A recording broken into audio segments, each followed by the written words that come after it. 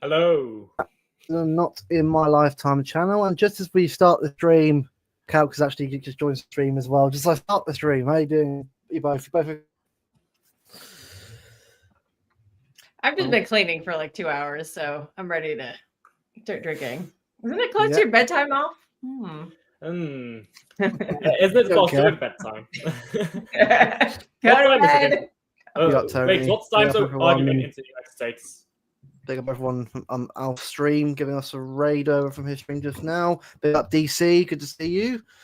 Yeah, the Alpha will be like, well, yeah, it begins now. Big up Formidable. Big up Enjoy. Poppy, big up Al. Yeah, well, just that. Big up everyone in the chat.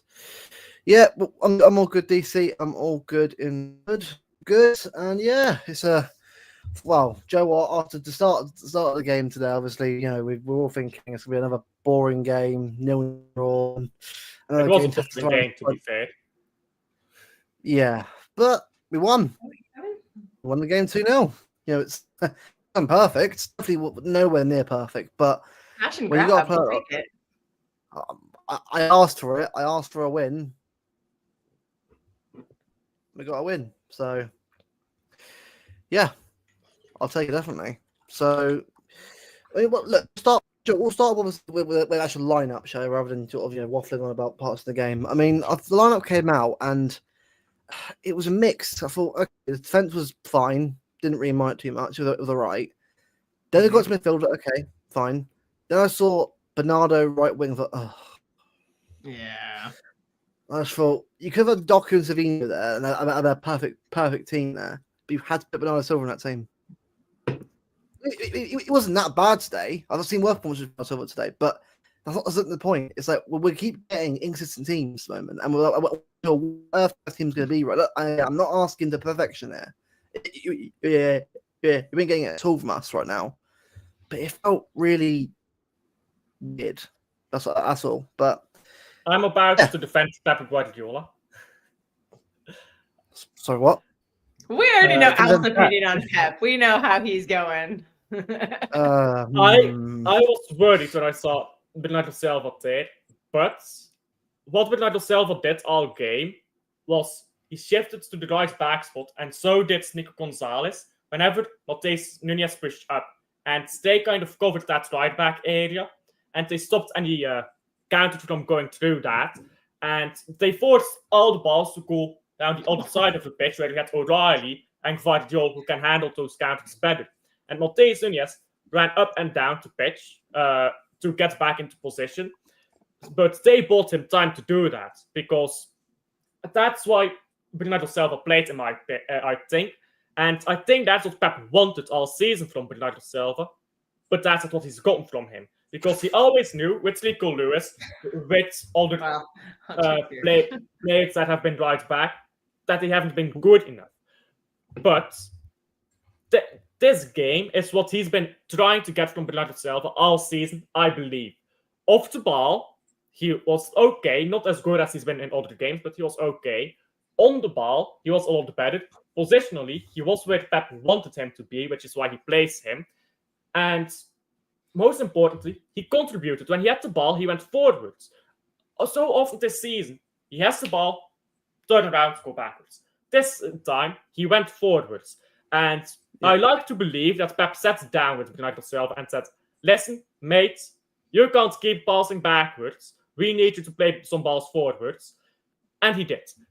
Bernardo Silva, I gave him a decent rating. I believe I gave him a 7 or a 7.5 or something in my played ratings, which isn't great, don't get me wrong, but it's the best he's been this season.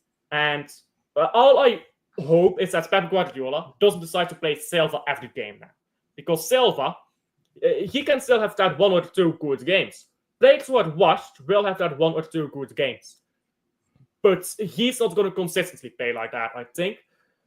I'm not sure if Pep is going to drop Silva again because he has some different tactical ideas, but I don't care how Pep wins these games. I just want to win these games. I've always been like that. Just get me results. Right now, with getting results, I'm very annoyed about the first half because I think we played for a draw in the first half. In the second half, I think Pep noticed how bad that defense was from Everton today because it was they were bad today, let's be honest. And he decided, I smell blood, let's go for it. So the second half, I'm happy with Pep. First half, I think he played too much for a draw. And I'm not even talking about substitutions yet. I'm just talking about the way we played. It was a lot slower in the first half compared to the second half. The game was boring all the way through, but second half, at least, we were progressing more. We were getting into the box more. O'Reilly, by the way, now I'm waffling a bit, aren't I? But that's why I'm here. O'Reilly, by the way, if that guy is not in our midfield next season, bro, a wrap up the club. Anyhow, I thought that's enough. Big up Nick, by the way. Obviously, I know to up, mate. I see as part of the 894 and obviously group as well. Yeah, and to be honest, that assessment's perfectly accurate. What we'll agree with. The poor 75 minutes, then an hour we actually stepped up and did very well. So, but again, I don't really care if that's the case. We're getting the results, but early in the season we were doing this and then still getting 2-1, 3-1 anyway. So if we're getting the results now out of it, it's a great start. Again, we know it's going to be where we want to be. But where we are right now, it's like, well, we're four. Is it fourth or third right now? Is it fourth, aren't we? Fourth. We're fourth right now. Fourth. Yeah. So I believe you also have a game in hand. They play a full. Yeah, Newcastle are ahead of us with a game in hand. Yeah. Oh, nice. By the way, if you were wondering what it's about, a guy in the chat, it was. Oh no, they're not. We have the same amount of games as Newcastle. Yeah. Okay. I was looking at the wrong table then.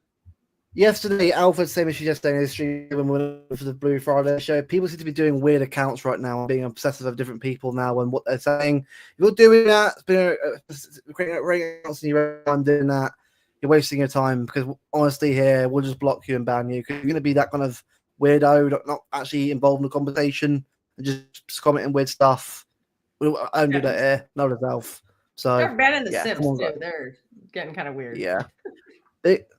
That Dash, obviously, very, very common in Martin streams. Obviously, I'll be doing well, my friend. Make sure to subscribe, obviously, as he says. Gerson Park, I won't miss it either. Gerson, right, it's been an absolute nightmare for us many years. We got back there 4-0 in Pet's first season. That was all. Tom Davies and yeah. So honestly, it's done now. We've got to win. I mean, last year was it 3 last year? Is it with Foden's great goal as well outside the box? I think it was. Yeah, the year before 1-0. No, it's 3-1. So it's always been. Yeah, but look, it's been a topic come here, but it's a big result no matter where you put it. Big up Steve, we're shit and winning. Exactly, Steve. That's why I look at it. Not playing great, but we're getting 3 points. I don't care. None of us here care at all about it if we're getting the wins out of it. All we want is the wins right now. Next year, performances improve next year to go on and win league titles and trophies and that. But if you're giving the results, and 2-0 is a good result, by the way, a clean sheet and 2 goals, I'm going to take it. I'm going to be appreciative of it. But you know what? I mean, I'll give credit. I think for me, the most impressive thing about this new team, I've been loving the Diaz-Vardio partnership at the back. it's definitely what I've been looking for a long time, and I feel like we've finally got the back two pairing. Obviously, Nov's there as well. Diesel Hayes, obviously, Abjure Bug in future as well. But right now, the main two senior players, I want them to right now. They're both been brilliant. Yeah. When I look at a lineup now, I'm looking for two things. I'm looking for Nico G in the midfield, and I'm looking for Yashko at center back. And I got those today, so I was happy. And yeah, Yashko and Diaz, I love that. That's what we thought we were getting when we signed him. And then Pep shoved him out wide, and he's clearly not pacey enough for it, but he's also really good going forward. So it kind of feels sad to lose that at center back, but I think it's really helped stabilize things, because one thing that I really overlooked today is we had a clean sheet, and we've had a couple of those in a row. So that's pretty impressive. Oh, I guess not the last game. That was clearly not a clean sheet. But it was a mad game since this partnership is formed. And I don't want to buy another defender now. I'm kind of like, I think we have enough now. Yeah. Except for fullbacks. We need fullbacks, but no center backs. We have like 7 of them now. Yeah, but Ortega save as well. Ortega was well. I know perfect, but he was still making some good saves today. I mean, it shows we've got 2 good keepers there. Obviously, in the summer we're going to get 2 more to come in next. You know what I'll say about Ortega today? You remember the first save he made with the free kick? It was headed by Brandwaite onto someone else, I believe, or the other way around. And he headed it at target. The reaction from Ortega, if we go 1-0 down there, we're probably done. Because we're not coming back from that. If you see the mentality of these players this season. But Ortega took it out. We come back, and then other times we fold. It's very weird. Yeah, but Goodison Park is a lot different than the Etihad. At the Etihad, you can come back. You have the public behind you. Yeah, but at the Etihad, you have the public behind you. At Goodison Park, you don't. So if you go behind at Goodison Park with this weak mentality, there's probably no comeback coming, in my opinion. That's safe. Those away fans are excellent. They're the best fans in the league. The ROA fans, they're always class. Yeah, but every club says that. Yeah, true, Rosa. That's true. It's like that happens. Like, what's going on here? You high? Yeah. I prefer stepping Bournemouth game as well, to be fair. Bournemouth in the FA Cup, not. That was another game the subs changed the game. And they were all subs I wasn't expecting, and I was whining about them, and then they all proved me wrong. Subs were good today. Credit where you. But I think for me, what was annoying was that it's weird with Nico. Right? I was like, great. All we need is this other uncle. Perfect. And then he was probably the best player on the pitch when he subbed on. He did fantastic. And Doku was also so good. I thought that was so brave. Because I'm just going to put Grealish on to like control the game. I thought the entire game was set up to be a 0-0. And it felt that way for 75 minutes. And then he put Doku on instead of Grealish. Because I thought for sure he just put Grealish on, control the game, see it out, take the point and run. But he went for it with Doku. And I was like, where has this been all season? Like, where's this mentality been? Like, how you've been so scared lately or most of the season. And he finally just had some bravery and he didn't give into the fear, and we won the game because of it. And I think I've given Pep a lot of crap this year, and I'll give him credit today. I know it's just a standard win or whatever, but I think he really made the changes to win the game, and it worked. I don't know. My skills are so obsessed with my hair. Probably. My hair's getting pretty long. I need to cut it soon. I need to cut it. My blonde is like down here. My hair grows like a weed. I'll cut it. I think usually around here.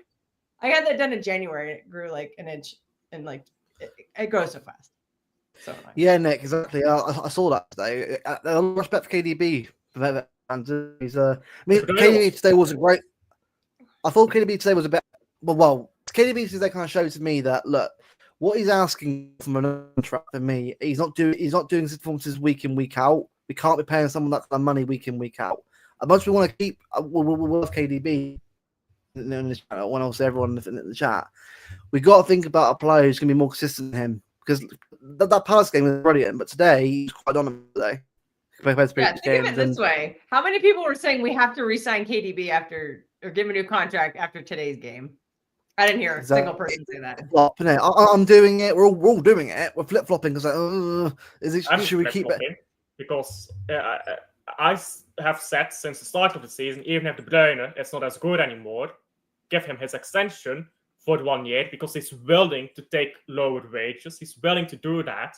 So give him those lower wages, get in that De Bruyne replacement, and let him come off the bench for the season. Because he can impact games off the bench when he plays against weaker teams. Because Goodison Park, that's like playing a team in the top 6. Like Goodison Park is just that difficult to go to, especially right now.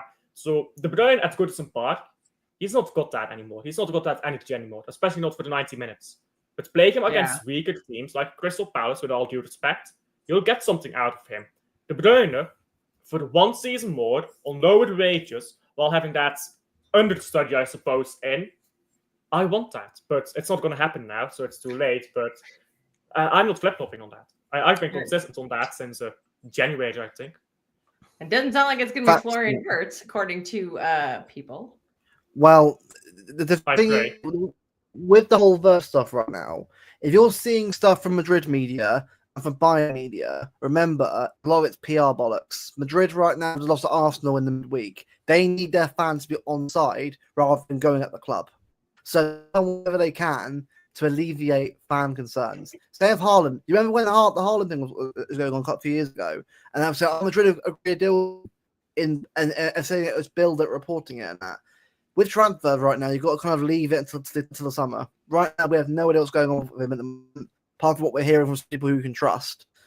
On that front, I'm just going to ignore it until the end of the season because at the moment, like, it's April still. More games to play. I'm not worried about transfers as we get the season done with, personally. But to what Darsh said about Vardio, facts. Player of the year for me. Yeah. He was great today. He was my man of the match. Nah, he's not my player of the year. He's had too many fuck-ups. He's got too many balls moments. He's great, don't get me wrong, but below the amount of balls moments he's had. Against Real Madrid, he's had like 3. Who's your player of the season, man? No one? I don't know if anyone really... My player of the year is Haaland, because Haaland this season... Fair. Replace Haaland here. Him or Vardio for me. Him or Vardio. I don't think we're in top 5 if Haaland didn't play as well as he did this season. He's absolutely gadgeted, especially that like start of the season, those first 5 games. Yes, 10 goals in 5 games. Doku for me is not a player that I can trust from the start at the moment. I just don't think he has it in him. What look was today? Not necessarily, but with Savio, at least with him, right? I've seen enough from him already. Even again, the goals was not enough. We see more goals from him, but this was enough already. What we got to do is just get a consistent wing pairing and stick to them, rather than just saying 1 week Bernardo right wing, then Savio. Then I want to see Doku Savino or Savio Bob or whoever I want to go with going forward. Can't just be one. Bob. So do I. What I see once else, and that was the Community Shield. I was there for that game, and I saw a moment where Kevin Haaland were going for. He had Savio down the left, Bob on the right. I thought, if we see this at any point in the season, I'll be happy. It's April. Haven't seen it yet. I'm still waiting for it. Bob can't even make the squad now. As I responded to you, it's because we have other people are on the bench in front of him. Players who I don't think have earned their spot. We weren't good today. We were a good team. No, honestly, Tony, right. It was a pretty boring, scrappy game, but it's in a way. I knew it would be anyway. But you're right. It wasn't a disastrous performance. I've seen worse performances in that this season. Way more worse performances than that. What it for us is that we knew. But I think for what we saw today, and actually to get the win we did, I'm impressed with it. Especially from O'Reilly, especially from Gundogan's day was good today. You know, I still assist there. He's probably been the better player. Him and Kovacic, I think, probably been the best 2 players out of the 4, I'd say. Players in the midfield to me. De Bruyne has been hit and miss, and Bernardo Silva's just, not the same as it used to be, but that's right anyway. By the way, I just want to got in here quickly, sorry. Get that comment from Nick about Nunez, his 9 assists. Because I just want to say about that assist for Nunez. First of all, really good crossing ability. Go look at that assist again. Look at Bernardo Silva. He's telling Nunez, wait. Then he says go, and then he gives Nunez the ball. Bernardo Silva is telling Nunez, okay, you've got the crossing ability, but I know how to position you. He makes Nunez wait. He tells him what to do. Nunez listens, gets the ball, cuts inside, passes it. That is an incredible moment of just communication, and that's a lot what we've lacked this season. We've lacked communication, and communication requires some of these players to listen to each other. It's required some of these players when they get shouted at by the players behind them, to turn around and say okay, instead of always getting angry at each other. This season, a lot of players have popped off at each other, especially in the dressing room where we can't see it. And that, for me, seeing Bernardo Silva communicate with Nunez did for that assist, I think that was incredible, first of all, by Silva to notice that, to notice the space opening up, and second of all, by Nunez to get that ball in and listening to someone who's more experienced than him. Because, yeah, you can get a lot of shit, but you still have to be part of a team and remain professional. You can't just start being like Ozil, basically. Yeah, exactly. Yeah, I know that's you're. I know Bayern media is very much just the same when it comes to transfers. I think the Vertonghen is a whole different kettle of fish that we'll get to at some point. I've commented a little bit on it on streams and that, but I'm avoiding it until we get season transfers. I'm focusing on the here and now. Then when we get after Fulham away or FA Cup final, then we'll worry about transfers after that. Until then, it's all about the games right now. Wait, you don't have an opinion on Morgan Gibbs-White? Oh yeah, I'm not against it, but don't just get him on his own. Get Vert and him if you're going to do both, and also get Gibbs-White for a good price, not for a ridiculous overpriced English pricing. If they're too much, don't get him. That's simple. Keep a firm place on how much you're going to bid for him. Go over that of it. Don't go for him. Give other players instead. I'll tell you what's going to look like a steal real soon here is Marmoush for only 60 million. That's going to be a good. If Morgan Gibbs-White is going for 80, then Marmoush at 60 is an absolute steal. Marmoush today wasn't great. Yeah, Marmoush got marked out of the game. I don't know who that tall ginger guy was, but it wasn't his fault though. I think today's kind of game we have Haaland and Marmoush. It was a setup. Yeah, Haaland would have been marked out too. Yeah, it's a game where you want Haaland and Marmoush together in that game, where Marmoush can do the ball around the players and Haaland can sort of deal with them. Big up Herbal, by the way, and Bill Herbal. Doku with one more year. Honestly, I'm thinking even one more year. I mean, I'm fine giving him one more year, but for being serious here, and I offloads him a lot better than obviously being Belgian himself. Doku for me is because for me it's consistency. I know what he can do. I know what he can offer. I know he can score some good goals and good assists, but it's not consistency. That's what we need. We need players that are going to be consistently providing goals and assists. You know how many goals Doku has scored for Belgium? I'm going to guess 5. 1. You know what's most goals has he ever scored in a season? I remember that goal. I remember that goal. I remember watching that goal as well. Doku into that too. Most goals Doku ever scored in a single season is 6. He's not a goal scorer. For Anderlecht, he was always poor. People forget he played for Anderlecht, and I watched the Belgian league before people tell me, "Oh, but did you watch him at Anderlecht?" Yes, I watched his entire career at Anderlecht. He was not that good. So I was surprised when he got a lot better later on. René, however you pronounce it. He's not quality enough, I think, for Man City. For Belgium, he's always slacking as well. Because this is what he does. He dribbles and he does nothing afterwards. This is what people need to get into their mind. Football is about only one thing: scoring. Either stopping your opponent from scoring or scoring yourself. Every dribble you make is with your attempt to score. Because you're trying to get the ball up the pitch to either pass it, cross it, or score it yourself. If you get the ball up the pitch, but you can't follow up, you're simply not good. And that's the truth to it. Dribbling is one of the most overrated abilities in football because the best dribblers in the world decide to pass the ball because passing is quicker, more effective. And you need people who can dribble, like Doku, like Savi. But if you can't follow it up with a good pass, with a good cross, with a finish, dribbling isn't enough. And it never will be. It never will be getting you enough goals to win games if all you have is dribbling. If you need to get 20 chances to score, you're not scoring enough chances to win. With Doku, I worry about his injuries too.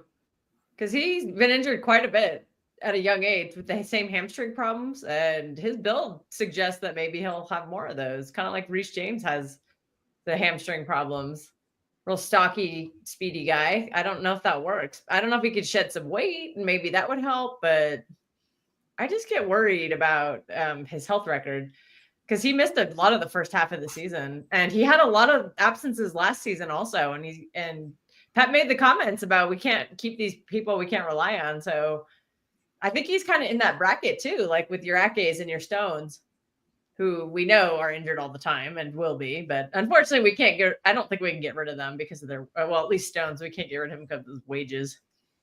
So yeah, Doku might be a problem. I don't know how. I'd give him one more year, and then if he can't improve, yeah, I would sell him next summer. If he can't improve. So sorry for getting out here. It's Magic Madrid. He was at my stream. Yeah. Right. Anyone's wondering why I've banned two people? It's because they were both in a stream yesterday with me and Alf and yesterday, and Alf was saying, well, they're both very, very weird in the chat. Like, I don't know what the hell they're doing. Like, it started with a little weird, and it's got blatantly rude as it went on. Yeah, they're just coming here glazing you. Well, that or abusing. And put back people down. It's like this isn't what look, if you're going to be criticizing people's opinions, right? Do it properly rather than be abusive or weird about it. We're not doing this for a job, by the way. We're doing this because we want to do it. So if you're going to be weird about it, I'm just going to block. I'm just going to remove you from the channel. I'm not doing a strike system. If you're going to be weird, I'm not having it. I'm sorry. It's not. I'd rather lose people subscribing to the channel like that who are just going to cause a nuisance than people who actually want to be here and chat in the chat. So yeah, it's just a bit weird. People, come on, it ain't that deep, man. It's gosh, yeah. I remember Doku as well, like from like young and like growing up. I thought there's a player in there, but I just feel like he hasn't really developed his game enough off the ball or even on to a point where he can be up there with the very best. I feel like Doku for me isn't a City player, which sounds maybe quite harsh, maybe, but is he consistent enough every game to provide those chances that we need him to do? That's so weird because like you could tell he and Haaland don't sync up at all. Because what does he have? 1 assist to Haaland in 2 years? But at the same time, like there are games where he does have good crosses into the box and nobody gets into the box, so they just get immediately cleared. Yeah, but so I feel like it's so hard to judge this season because we're playing so scared and we very rarely have anyone crashing the box at all. So there's a lot of players who are doing stuff and it's just going to die. And he's probably been the victim of that the most. So I think it's difficult, but I do need to see more from him before I can make a decision. Here's the thing though, with getting into the and crossing, they look like good crosses because you expect someone to beat it and tap it in. But if no one is there, don't cross the ball to it. Yeah. But that's got to be him too. You got to be smart to do that. Like you were saying with Nunes and Bernardo earlier, Nunes needs to be smart enough to make that decision on his own and not have Bernardo tell him what to do. Yeah. And by the way, the Silt, I actually make 30K a week doing YouTube. Respect. Baller! Okay. You know, I'm a millionaire. Yeah. All right. He's finally off of me. Where's Steve's partner in crime with that agenda? There's no crime, Nick. There's no crime. Everything legal, guys. Everything legal. The thing is, Adam, right? People think that you're being over the top, but I actually think there's a chance that we could finish second in the FA Cup because we're not far of Arsenal right now, and if results were to go our way, it could happen again. For me, I think it'll be third at best. For me, maybe second if we get results go away, but I'm going to say third for the moment, barring change to results. FA Cup definitely on for FA Cup right now. I mean, Forest and me can be got at, but we got to make sure that actually put our chances away, especially at Wembley. So it's all down to where we go from here is important. These next 6-7 games, depending on if we get the final or not, are crucial. We have to get it right. It's all going to be very. I think Villa for me on Tuesday will be a very big game, very interesting game. So. Mine is empty. Yeah. Mango Lassie Sour Ale. That's actually true, by the way. It's actually true, Dash. I think you're probably right there because Doku requires a lot of balls in behind, so does Haaland. Whereas he can both. He can hold the ball up, scale down the line. Whereas Doku's more pace. Like Bob and Savio, I think, are more similar players. That's on the way. If Doku was a bit slower, I could think better about what he was doing. He'd be a brilliant player, but he runs so much. I think I said before. He runs so much to the point where his brain can't think about what he'll do next. And it's I like, don't think he just knows what he's going to do until he does it. I don't think he plans anything. He probably just gets there and is like, "Oh, I gotta do this." Like, yeah, but he's not looking ahead, thinking, "Should I do this or should I do this?" He's just like, "I'm here. I'm doing this." Like, yeah, that's fine. If like that. That's fine if you're played like the first time, Steve. That's fine if you're played like Ronaldinho. Ronaldinho was not thinking about what he was going to do. But let's be honest, he's not Ronaldinho. So I thought somebody compared him. Didn't call him Baby Ronaldinho. I wonder who said that. Was that you, Luke? No, it was Hamza. I wouldn't go. No, Rubinho. I don't know what he called it. He said something like Ronaldinho and Savino. That's a bit like that's mad. If Savio that, but yeah. See, Herbal is right. Like if we look, I have no idea how we're even fourth now after one win in 14. That was like we should have been even lower than that.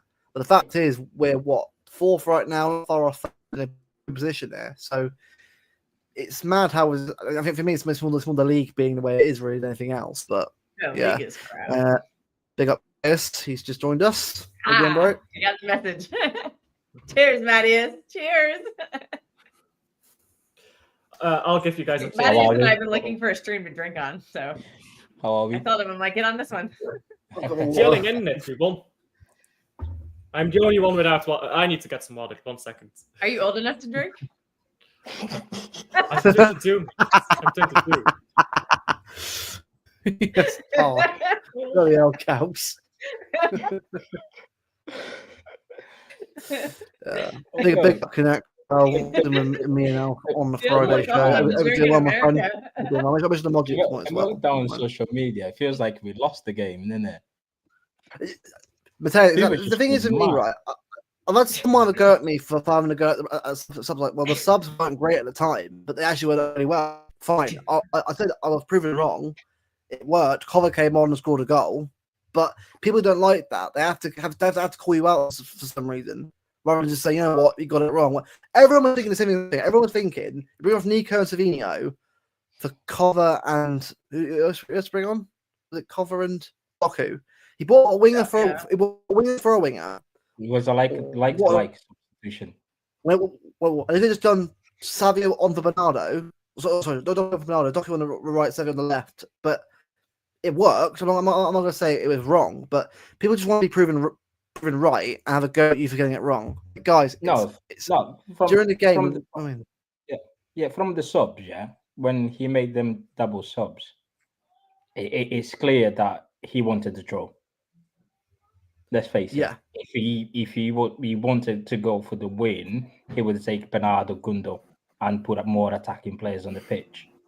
But listen, he gambled like hypnotic, and he worked. Fair play to him, to be fair. But then it was weird to see Kovacic not starting, especially when he was one of our best players last game. So where's Steve? Hit the pub. For him not starting, perfect for the drunk stream. I found it a bit weird. So I don't know. I was like, does he really need to bring Bernardo Silva into this game and drop Kovacic? Because Kovacic done well against Bournemouth. He's done well even against Crystal Palace. For him just to go on the bench because obviously you've got the favourites there that need to play is just kind of mad. But well, it worked in there. So we all knew Bernardo was going to start this game because he didn't start the last game, and heaven forbid Bernardo missed 2 games in a row. Like that's clearly not allowed this season. Doesn't matter how terrible he is, he plays almost every game. It can't do that, man. That's every game. Chat is cooking here. Come on.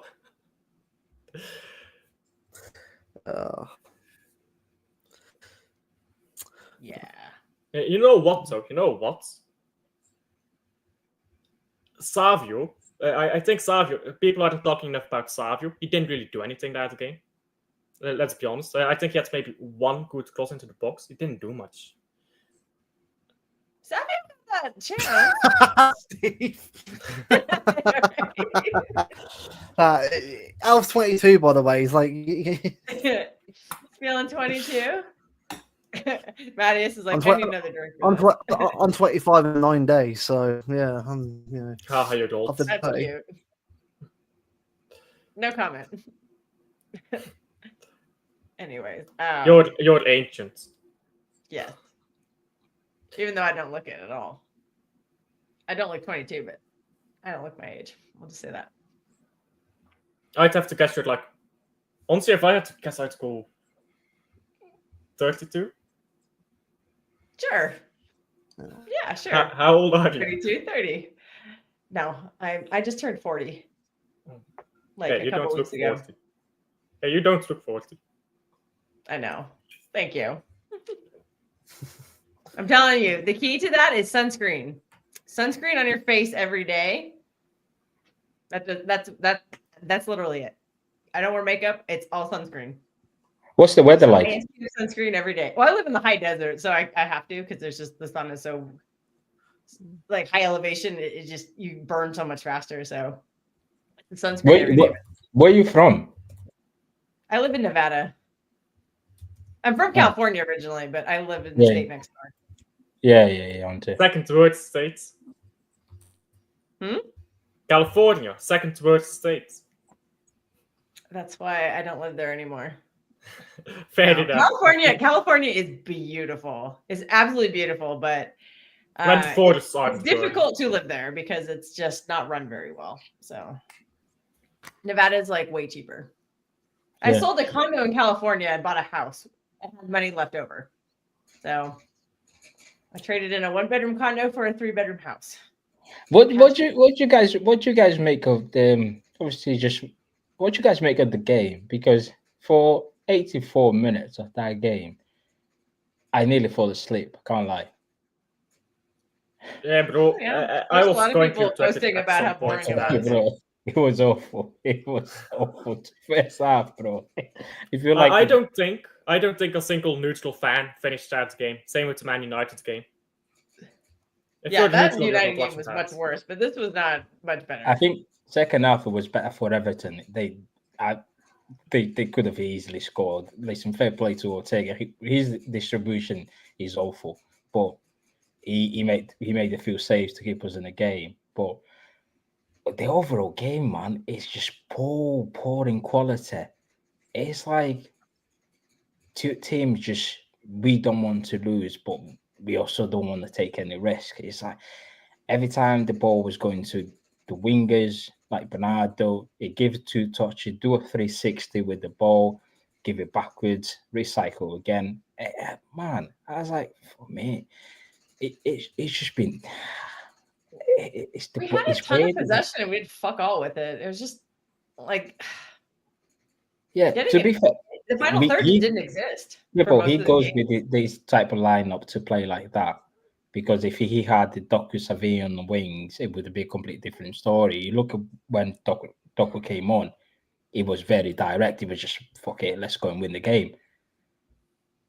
Do you know what I mean? On the opposite side of the wing, it's like, okay, let's just keep the ball, knock the ball about, see what happens. Do you know what I mean? It's like what even Kel said. Kel was messaged on group chat to half time. Oh, yeah. We got a little lively. We could have played this game for 500 minutes and we're still not looking like scoring goals. And this has been the start of our seasons. It's like the games where even Nottingham Forest, for example, where it's like we're just there. Like it's like the players just left their house. Just, do you know when you go to work, you get to work and you just can't be asked and just want to go home straight away. But obviously you need to wait until 5 p.m. to go home. That's not what it's like the players were just waiting. They got there and they're just waiting for the final whistle. Yeah, pretty much. Yeah. You know what I mean? You know what? I feel like the young That's players, just correct. like O'Reilly, tried a lot harder in these games as well. O'Reilly was my man of the match personally, not just because of the goal, but because he played really well throughout the game. Bar that one mistake in the first half. He was Mateus Nunes was my guy. Yeah, he was good as well, but I feel like he got covered a bit too much. Just by out. Bro, I sent you a link, by the way. I don't know why you're saying I haven't seen the link. I sent you on Twitter. I don't know what you're doing. I sent you a link on Twitter. I don't know what today. Yeah, I don't know, bro. I don't know what someone against you, but it's a bit of a weird comments there. I don't know. I sent you the link if you want to come on, but I don't know. It's a bit. I don't know how to help you, bro. So just weird. Anyway, but honestly, it's been. I don't know why, but stream's been weird recently. Just for the people with weird comments, it's now like just coming. I don't know why people were doing this now. Well, they're commenting weird stuff away from like the actual topics of shows and just going on weird tirade. I don't get like. At the end of the day, right? It's meant to be a stream we talk about football with some serious conversation about life. It really isn't. It's about us talking about football. So I don't. It's a bit weird to me, but oh well. Yeah. Anyway, we'll carry on. Anyway, but yeah, it's a bit weird. Do you know, it's one player I want to talk about as well, right? Because I mean, the guy this season has stepped up in a team that's been lacking confidence, lacking structure, and lacking a lot of mentality. He's come in now. He's been brilliant. Like today, like if it wasn't for him, it would have ended 0-0. My confidence goal would have happened. I mean, that awareness,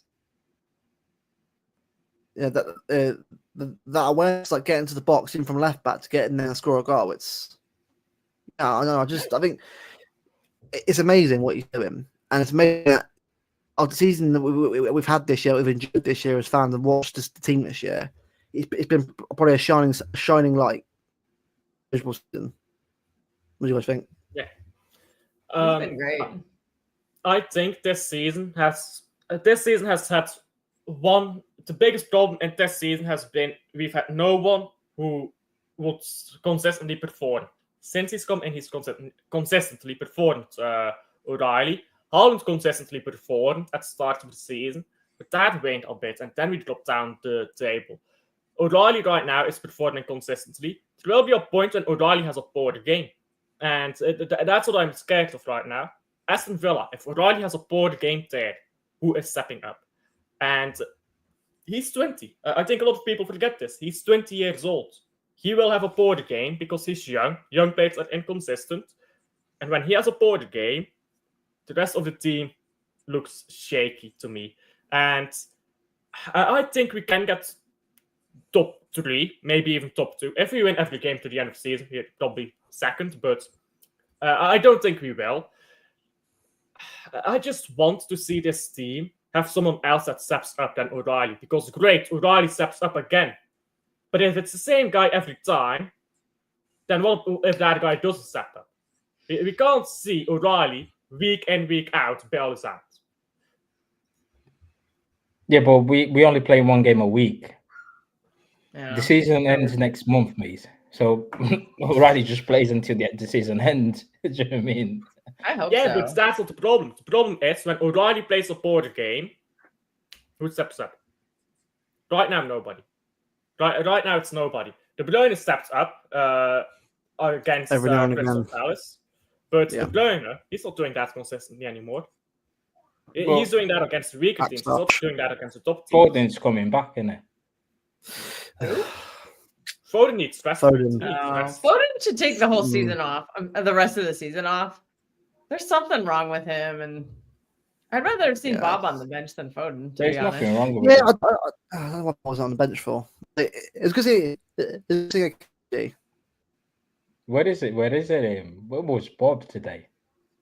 There's not enough people. There's not enough slots anymore because all these injured players are coming back. Oh, Akanji came back, didn't he? Yeah, I didn't see the point of that.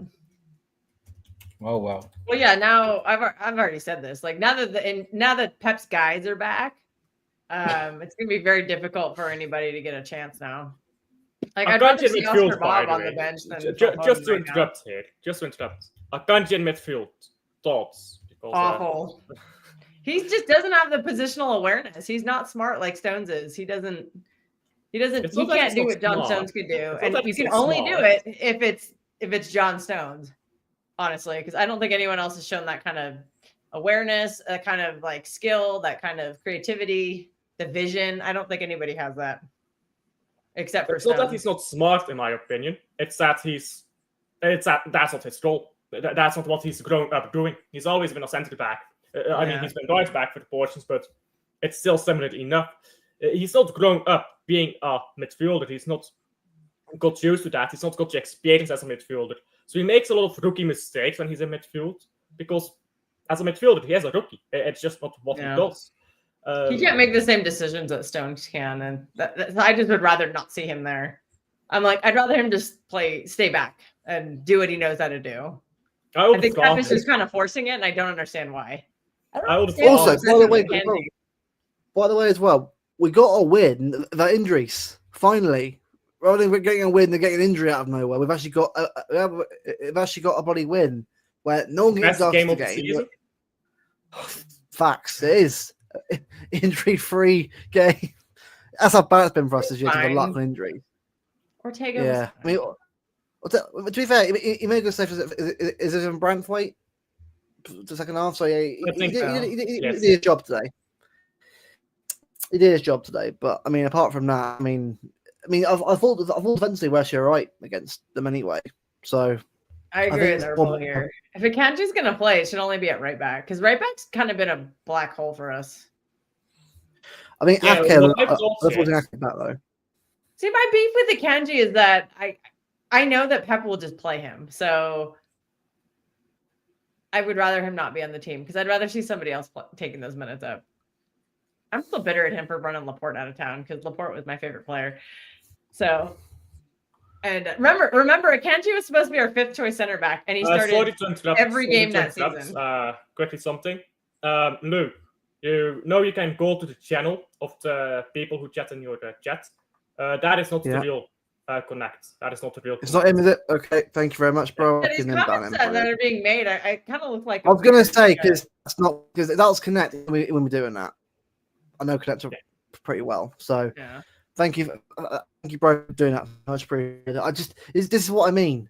People in YouTube and new chat are weird. Just creating accounts up to roll and be weird. The thing is,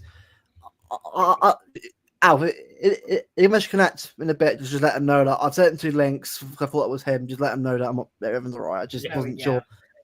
Yeah, I was going to say. I'll connect now. Cheers, man. Thank you. Yeah, bro. I'm sure the same thing, Liam, mate. It's been weird. Streams have been recently coming in and glazing you I'm like, that's very. I don't need that, bro. I'm not here for this. I'm here to talk about football and then go home again. I don't need to be doing this. I appreciate it, people just being nice, but most of you always tell it's weird. Huh? Doesn't Connect have moderators on this channel, by the way? I'm pretty sure he does. But we'll see if a new one pops up, or a new like weirdo pops up in the next few minutes. Yeah, it probably will do, mate. These people, but the facts of the matter is, mate, people are. You had someone impersonating me yesterday on stream. I was like, what are we doing? Like, if you don't like us, fine, but don't be weird about it. I just think we don't do this to sort of to show off now. Just because we want people involved in the chat to have a chat about football. Yeah. This is what I do it for, and I mean, I'm sure Alfred's the same as me. I just don't need it. It's just like it's weird, but yeah. But it's Joe. Everyone's gonna start needing a safe word. Yesterday, it's really me. Exactly, mate. Exactly. It's been going on quite a lot. I think I've noticed it. I think LB streams are pretty bad anyway. LB doesn't care about that at all, and obviously most of the time it's mods do it anyway. But the fact is, in this chat, it's full. It can be full of people that you think are genuine, and then all of a sudden, some random post comes out of nowhere and starts trolling for some weird reason. It's just, it's too much time in people's hands. Really, it's weird. Anyone noticed that Diaz throughout the game was doing something into the 6? Yeah, I noticed that as well. I noticed Diaz was doing a bit more. That was 6 work in that.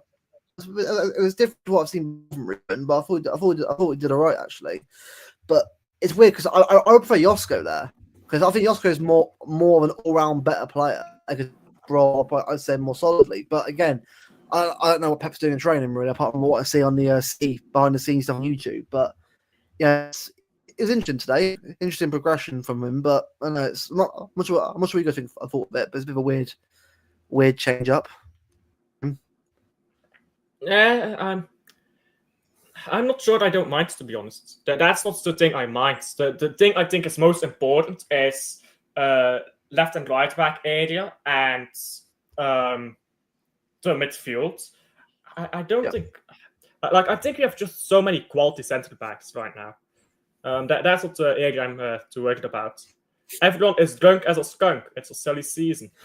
Yeah, well, everyone's drunk right now. Steve. It's Haaland. Well, apparently Haaland's doing his individual training right now in the gym. I think right now. I think he's not far away from training again with the first team. I doubt we'll see him back for Villa or Forest, but I imagine May time we'll start seeing him back again. But if I was Pep, I wouldn't even rush him for Villa or Forest. Don't even do it. Yeah, no point. Just keep him back for like the rest of the season, then get him back for maybe the final. Get him Rodri on the bench for the final. Oh my God! Scenes. And I would be so mad and so happy at the same time if Rodri's on the bench for like the FA Cup final or something. KDB winner in the final. Yeah, I love that. De Bruyne, God, here's another. I think we have another weirdo comment. De Bruyne, oh God! And, right? What's going on? Seriously, man, what are we doing? What are we doing here? What is going on?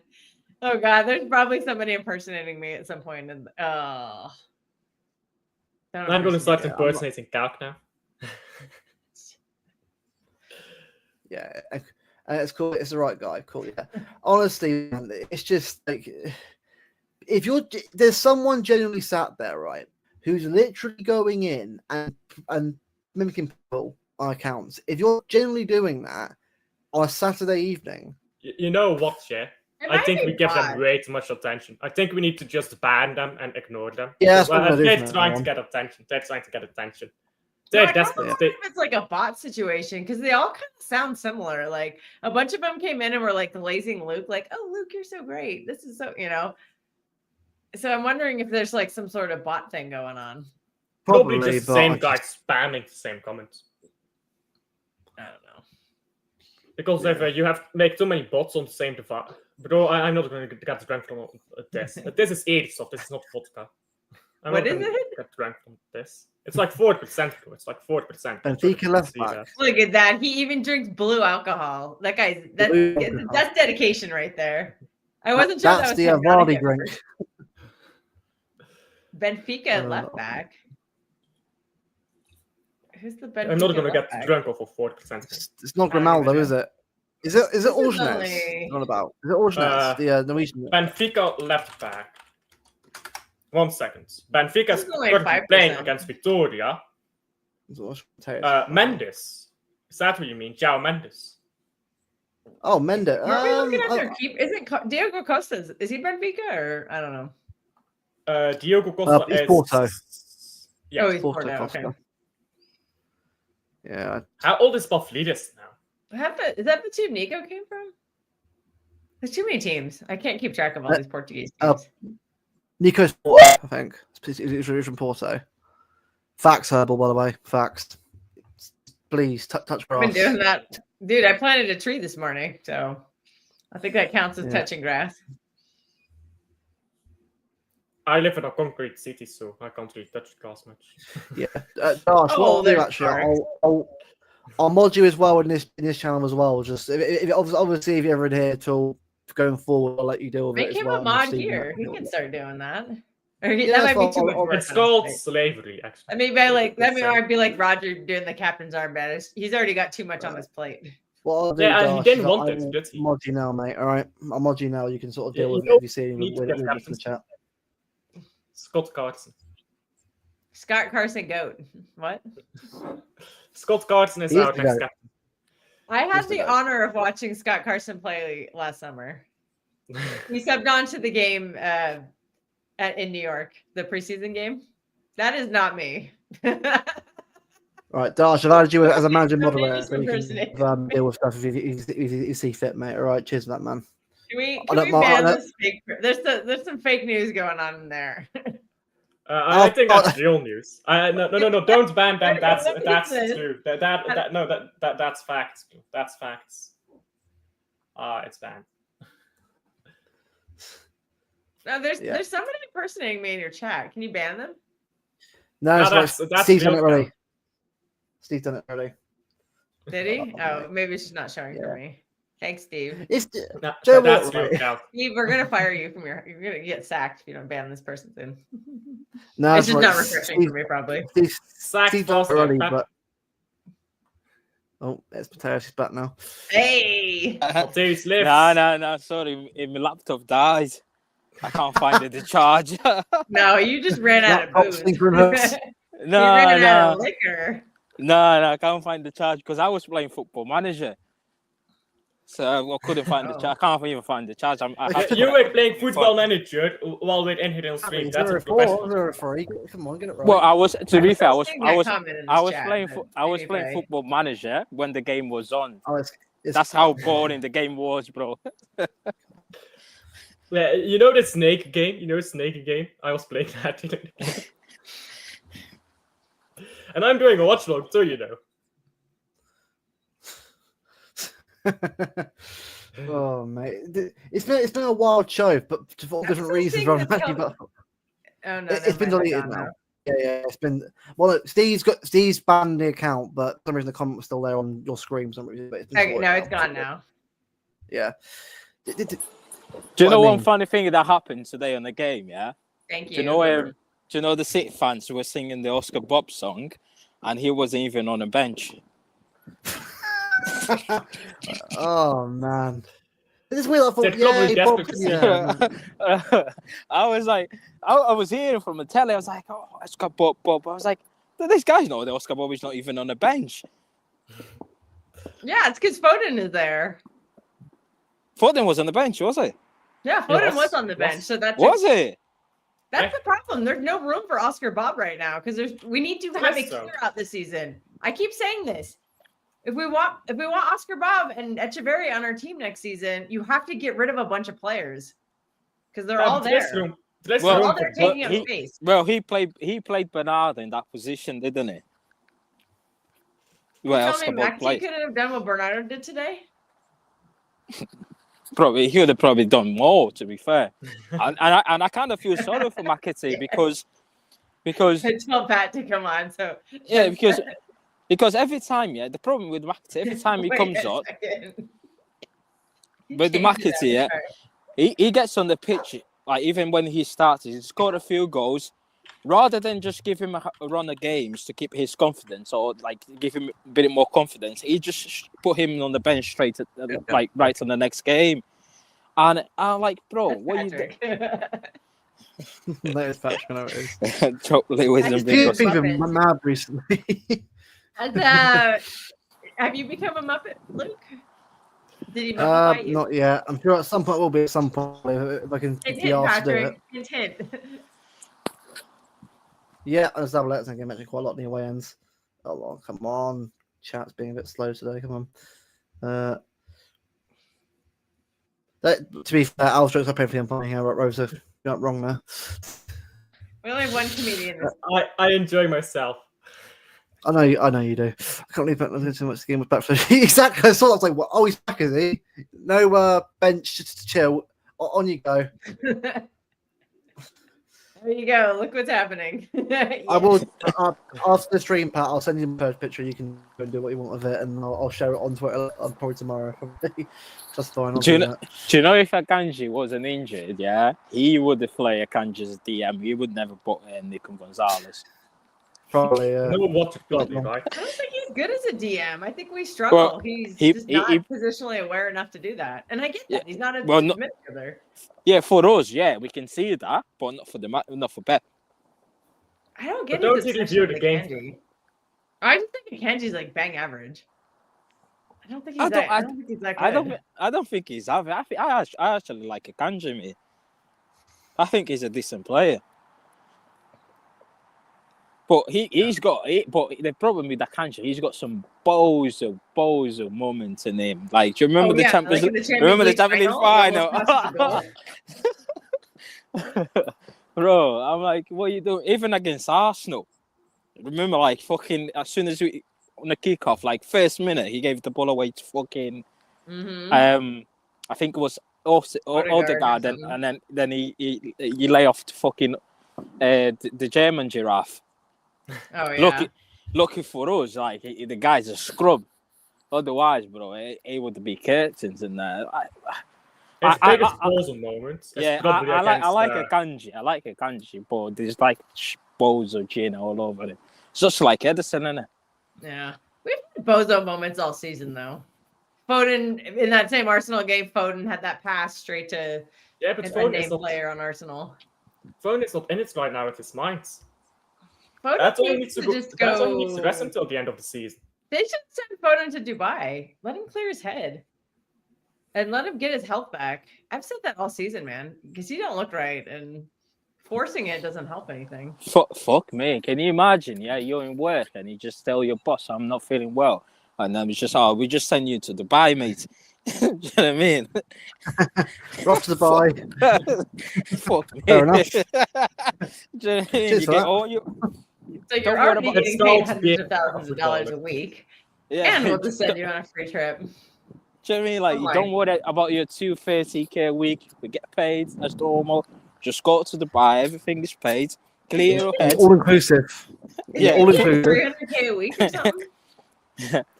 Here the company bank credit card. Yeah, do you know what I mean? Clear your head. Oh, here's the private jet too. We gotta put you on the private. Go buy a new card. Yeah. Then come back. I've got his for free. I don't know if we'll ever see Kuznov again. Well, Why not? I saw that tweet today about him. I knew it was fake. Because yes, you read what that account said.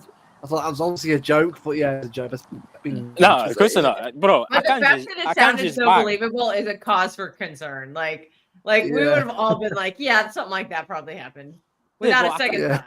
Akanji's back, so Varga's gonna play. He's gonna go left back now, and you never see Kuznov left back. Well, Akanji's back. So yeah, what? Akanji play right back. No. I'd rather have actual defenders there. I don't think he will play Akanji. It's been a disaster. I think he'll drop O'Reilly too. I think right back is Akanji's best position. I'd rather see him there than anyone else we've seen this season. What about we all know who's playing against Villa. We all know Rico is going to play. Right, this is the thing. Right? So, as far as we're aware, then, so Haaland probably won't play the next two games anyway, because obviously he's not back training yet, is he? So he won't be getting the team for the next two games. Would you put right? Marmoush obviously plays. Can't play anyone else at this point, so Marmoush obviously going to play again. And I reckon they're a lot better than we're doing it like Evans anyway. Do you play De Bruyne again? No. Or I would maybe not in the next game because I just don't think he can go all these games in a row. No. I would like Villa is on Tuesday. There. Put Foden against Villa because Foden scored a hat-trick against him last year. See if you can channel that. I'm sorry, that's Foden last year though, not current Foden, who's like. We played Foden today based on what he did 2 years ago against Everton, and I didn't think I'd know how that good of a game today. No. See, the thing with Gundo, yeah, Pep wants him to stay. I feel like, do you know the whole Wirtz thing? Yeah. Do you know? Remember when we went for Vardio? We signed Kovacic before Vardio. Obviously, like just Croatia mate and whatnot. I feel like they're doing the same for Wirtz. That's why they kind of want to keep Gundo in because obviously Gundo is the only apart from Ortega, but we all know what time it is with Ortega. So I feel like they was like, okay, if Ortega goes, at least we've got to have Ilkay Gundo in there just to persuade like his fellow German to come in. But listen, we don't know. But the thing is, we cannot go into next season and see especially some games and see Gundo started for us. It can't just happen. Gendo started like 6 games in a row. Why are we starting the oldest player all these games in a row? It doesn't make any sense. Joachim says, no. Let me answer Steve here. Joachim says is better than any right back Man City has right now. No thanks. Joachim says, I'm genuine here. Joachim says he will become a world-class player. He's like Thomas Meunier level. He's like one of the best products we've had from this academy. He'll probably go play for a big club in 2 or 3 years. So we've got an incredible player in Joachim says right now.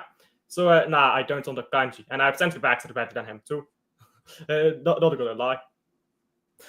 I'm actually the same, Herbal. I wouldn't mess with either. I keep this back line against Villa because the thing is, Nunes played well, and so did Vardy and Diaz. So right, what if he broke Pep and try and fix it?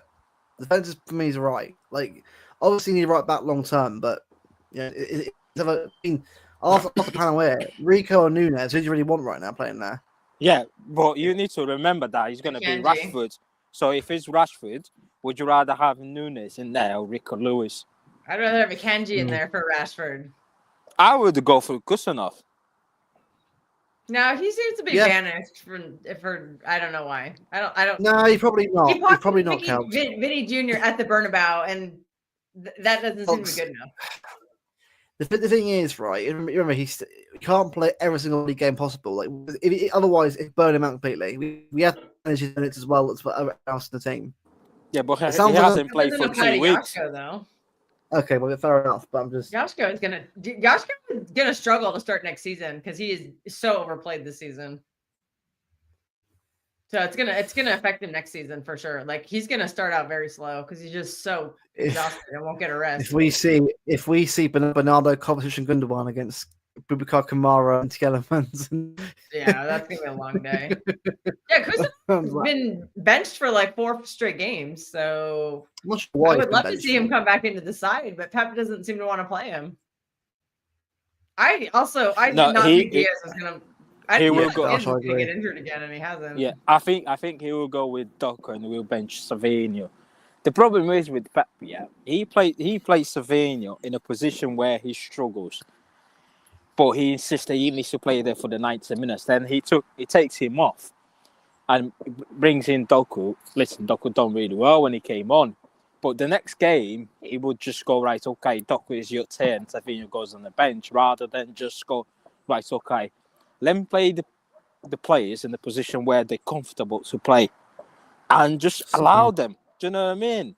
Just let them play, rather than. As far as I'm aware, Ake's time to back soon. Not back. I mean, I'm going to be back for the next week, apparently.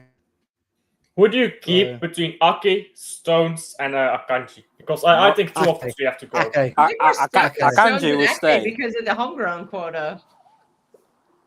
I think Ake will going to be gone, and it sounds like Jack is going to be gone, and we're desperate for the homegrown players. So I think we're kind of stuck with the 2 of them. I think we can get homegrown left backs into the squad. Yeah, I know that, Steve. I know that, and that's why I get the with people who talk about Maxime de Kuiper to Man City. I know that the Belgian league is lower level, but I shit you not, Joachim says in the Champions League, locked up literally everyone he played against. Even Savinho was struggling against Joachim says. And then the manager made substitutions after the 60 minutes, and then Says stopped bordering because we were losing on purpose. Because we actually got a better draw if we lost that game. Which is why Man City won. People don't realize that. Club Brugge lost on purpose. Because we had a better draw by losing. He stopped up every player he's played against in the Champions League, so... Do you know Nunes will stay next season, and he's going to be probably our main right back. You think Matheus will stay next season? Nunes, yeah. I hope not. He will stay. He will be our first choice right back next season. I think he's been managed to play right back, and I feel like he'll give him the option either to leave or to stay, but playing right back, and I think he would take it. Nah, I think he's one of the few players that we can get money from. That like all the old players are old that we want to get rid of. We won't get money from them. Matthijs, yes, we can still make 30, 40 million. How much you reckon you would get for Nunes? 35 million. 35. How much you reckon you can get for Bernardo? 0. 5. Maybe 5. Yeah. But that'll just No, be come terrible on. if he is. Zero. You know who you could make a profit on is a Kanji because you bought him for nothing. You could if you sold a Kanji, you could make a profit off of him. Wasn't a Kanji 15 mil? Yeah, I bet you could get 20 million for a Kanji this summer. You tried. All right. You're getting 0. You're not going to sell. I literally don't think you could pay someone to take John Stones. I don't think he would get any money for I would Stones. keep Ake out of Stones and Ake. I really like Ake as a defender. He's just so calm and smooth. Yeah. He's a good option. And I love Stones, but Stones just cannot stay healthy. So, I think for that reason, I just think we're stuck with Stones. And yeah. Listen, the problem is, we cannot get any more defenders because we've got 9 defenders right now. And the priorities are like in the full-back positions. So in order to get full-backs in, a couple of defenders needs to go, really. Do you know what I mean? Yeah. That's why I'm saying Akanji is high on the list, because I think it's the only one you want to, like, because he's not here long-term. Akanji's about to turn 30. He's not going to be here for a long time. Like, you just spent all this money for Victor Hayes and Husanov. They are going to be here long-term. They need to start playing. And we know Pep won't play them if Akanji's here taking all their minutes. You have to look at this. And this is a rebuild, right? Are we actually rebuilding our team? But we're not getting rid of a single defender? We're bringing more in? Like, that's not going to work. Yeah, that's a very interesting question. That's a very interesting question. Is this really a rebuild? Because at the end of the day, we have to ask ourselves a serious questions. Whether are we rebuilding the midfield? Because the midfield has been one of our main problems. But we're keeping Gundo Bernardo in there. And people want to keep Kovacic. I'm like, that's not a rebuild. Kovacic. Everybody just wants to keep everyone. And I'm like, that's why I'm saying get rid of everybody. Like, I want to get rid of 7 or 8 players this summer. Here's a question. Here's a question. I'd rather get people ready for soon. Get them. We're all forgetting about one player, by the way. There's a player in our reserves who called Echeverry. Who hasn't even got any game time. I'll be giving him any game time anytime soon. Is he going to play? He can't even make the bench. There's no room for him on. Does he exist? Does he exist? Right wing. Yeah, right. Here you go. In the middle. He was on the right wing. Where you belong. Yeah, but the trouble is, look, the problem is, everyone keeps saying, "Oh, we need experience. We need to keep some experienced players in the squad." Listen, I get it. However, like if we get rid of the players that we want to get rid, we still have experienced players in the squad. Diaz is staying. Yeah, let's face it. Diaz is staying. Rodri staying. Yeah, you've got an experience at the back. Vardio's there, which is an international footballer. Yeah. Then you've got Rodri there, who's a Ballon d'Or. Yeah. And then up front you've got Haaland, Mamouche. These are not younger players anymore. That's a rebuild. What about Phil Foden? Nobody considers Foden. And you've got Foden in there. Yeah. If you keep in Kovacic, that's another experience. We can easily just get rid of Bernardo, Gundo, KDV, all of them, and bring some fresh blood. Do you know what I mean? The players they will get you off your seat rather than just this passing with Bernardo, Gundo, pass to each other. You're going to be stuck with Stones and Ake. That's experience too.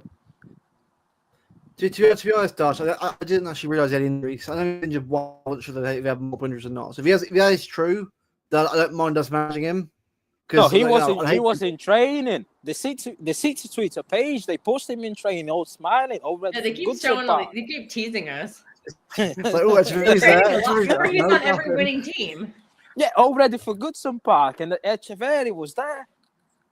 Yeah, they're promoting this matchup with Echeverry. That's what's going to happen, by the way. He'll come on and score a screamer like, "Oh, where was he the rest of the season?" And it was a fan riot. Did we get Echeverry just to keep that Argentina fan base just on their toes? Because remember when we only had Alvarez last season. Well, apparently we're after another one, aren't we? We're linked to that other guy, that Frank Massano or something. Remember back in, well. remember years ago when we had Aguero and Tevez, and you see the Etihad, they used to have like a lot of Argentina banners that look like running over Etihad and all that. Even when we signed Alvarez's entire family was there. Like, a lot of people with Argentina shirts and all that. Do you know what I mean? Did we sign just Treveri for that? Because do you know what I mean? Like, when is he going to play? Do you know what it is, right? I wouldn't mind him. I wouldn't mind them resting him, right? If we're playing better than we were playing, I wouldn't mind it. But I think everyone wants a bit of a refresh, and we all want a refresh, don't we? But it's like, if the club said he's not going to play for whatever reason, fine. Like, I'm not against players being managed. It's fine, especially how young he is as well. But it's kind of like when we're seeing what we're seeing, I think it's just yeah, I just want to see him play. That's all I want to see. I just want to see him in the city yet. But I'm sure I don't disagree with that list at all. Yeah, I think Ederson and Ortega I would keep McAtee. I think also people. He's a decent squad player. He's a squad player. I would keep him. Also, we're going to run into a problem with math very soon. People don't realize that. So foreign slots, you're allowed 17 foreign slots. We have 16 occupied. That's not counting Yoshko, Doku, which it will next season. Yeah, because there were 21. You make no changes. You have 19 players for 17 slots. Nobody wants to get rid of anybody, and everybody that people want to buy is foreign. I was like, the math does not add up. You have to dramatically reduce your foreign slots. So far, we're losing one guaranteed. So then you have 18 players for 17 slots before you've made any signings. So you're going to have to get rid of some foreign slots. That's where Nunes, Kava, and Akanji come in for me, because I think you can get money for them. And then Ederson, you'll probably make a little money on him, but you're going to get rid of Ederson, and then you're just going to replace him with another foreign slot. So 1 for 1. And then Ortega, you'll probably have to get a backup that's also foreign. So I think with Ortega, we can get just an English goalkeeper. Who? Anyone. Trafford. I don't know. Well, maybe not Trafford. Trafford's not going to come sit on our bench. For 40 million? We're not. That's our buyback clause. He's not coming for 40 million to sit on a bench. Yeah. Listen. Why do you think he left? Yeah, but it's a tough task, not for us. The problem is we as a fans, we've already put our sentiment aside. It's down to the manager to actually drop the bollocks with some of these players. You know what I mean? Listen, he won't, though. It's up to Beyond. Beyond is gonna have to do all the dirty work. Listen, you're being great for us, but it's time to go, innit? See, Pep doesn't want to let him go, though. We got him, haven't we? I've got that. Peroni apparently on that loan is doing really well at Como. Oh yeah, yeah. What happened to him? He's killing it for Cuomo, and from what I've heard, he wants to stay because he's playing. He's a midfield, isn't he? He doesn't want to sit on our bench. He's like a 6 too. He's young and he's tall. So I'm like, that's exactly what our midfield has needed all season, and instead we just get 4 uncles at the same time. Bro, you right? Yes. Everyone good? All good, man. All good. Anyway, hey, big up the panel. Look, thank you. I need to bounce, bro. I've got a few things. No worries, bro. Yeah? Come on, man. Right. Appreciate it. Safe, yeah? I'll see you soon. I just ran out of booze. Actually, I did too. I'm going to go grab one. I'll be right back. Go on. Oh, well. Hello. Yeah. Hi there, Alfie, good? Yeah, chilling at the moment. We won a game. Yeah. Yeah, we won a game. Well, finally getting some good form right now, but I know it's about Echeverri that we're all talking about. And listen, with Echeverri, yeah, I think people forget Marcelo Gallardo, the River Plate manager, has spammed him out for the past 2 years in the tenure there. Now, let's fast forward to the U-turn tournament. Yes, especially, how do I say it? He has been playing so much. He's been playing through injury. He's been playing 50% of most of his time in the tournament. Right. And at the end of it, I don't know if it's against Colombia or Uruguay. He was, how do I say it? He was playing through injury. And then, when he had some ligament damage towards that at the end. Now, on his flight to City, he met with Pep, and Pep told him, throughout this tenure from February to May/June-ish, we're not going to play you because you have suffered too many torns in his muscles, ligaments, and all the other areas that his career could be done by 24, 23, 24, if not managed properly. So for us, yes, he's given him this time to rest, recuperate, learn from the squad, and yes, even go through training with the first team. And he's been, well, let's just say he's destroying Ruben Diaz for fun. And in that period, he knows that he's playing in the Club World Cup. That's why we've not been seeing Echeverri as much, because he's not physically ready.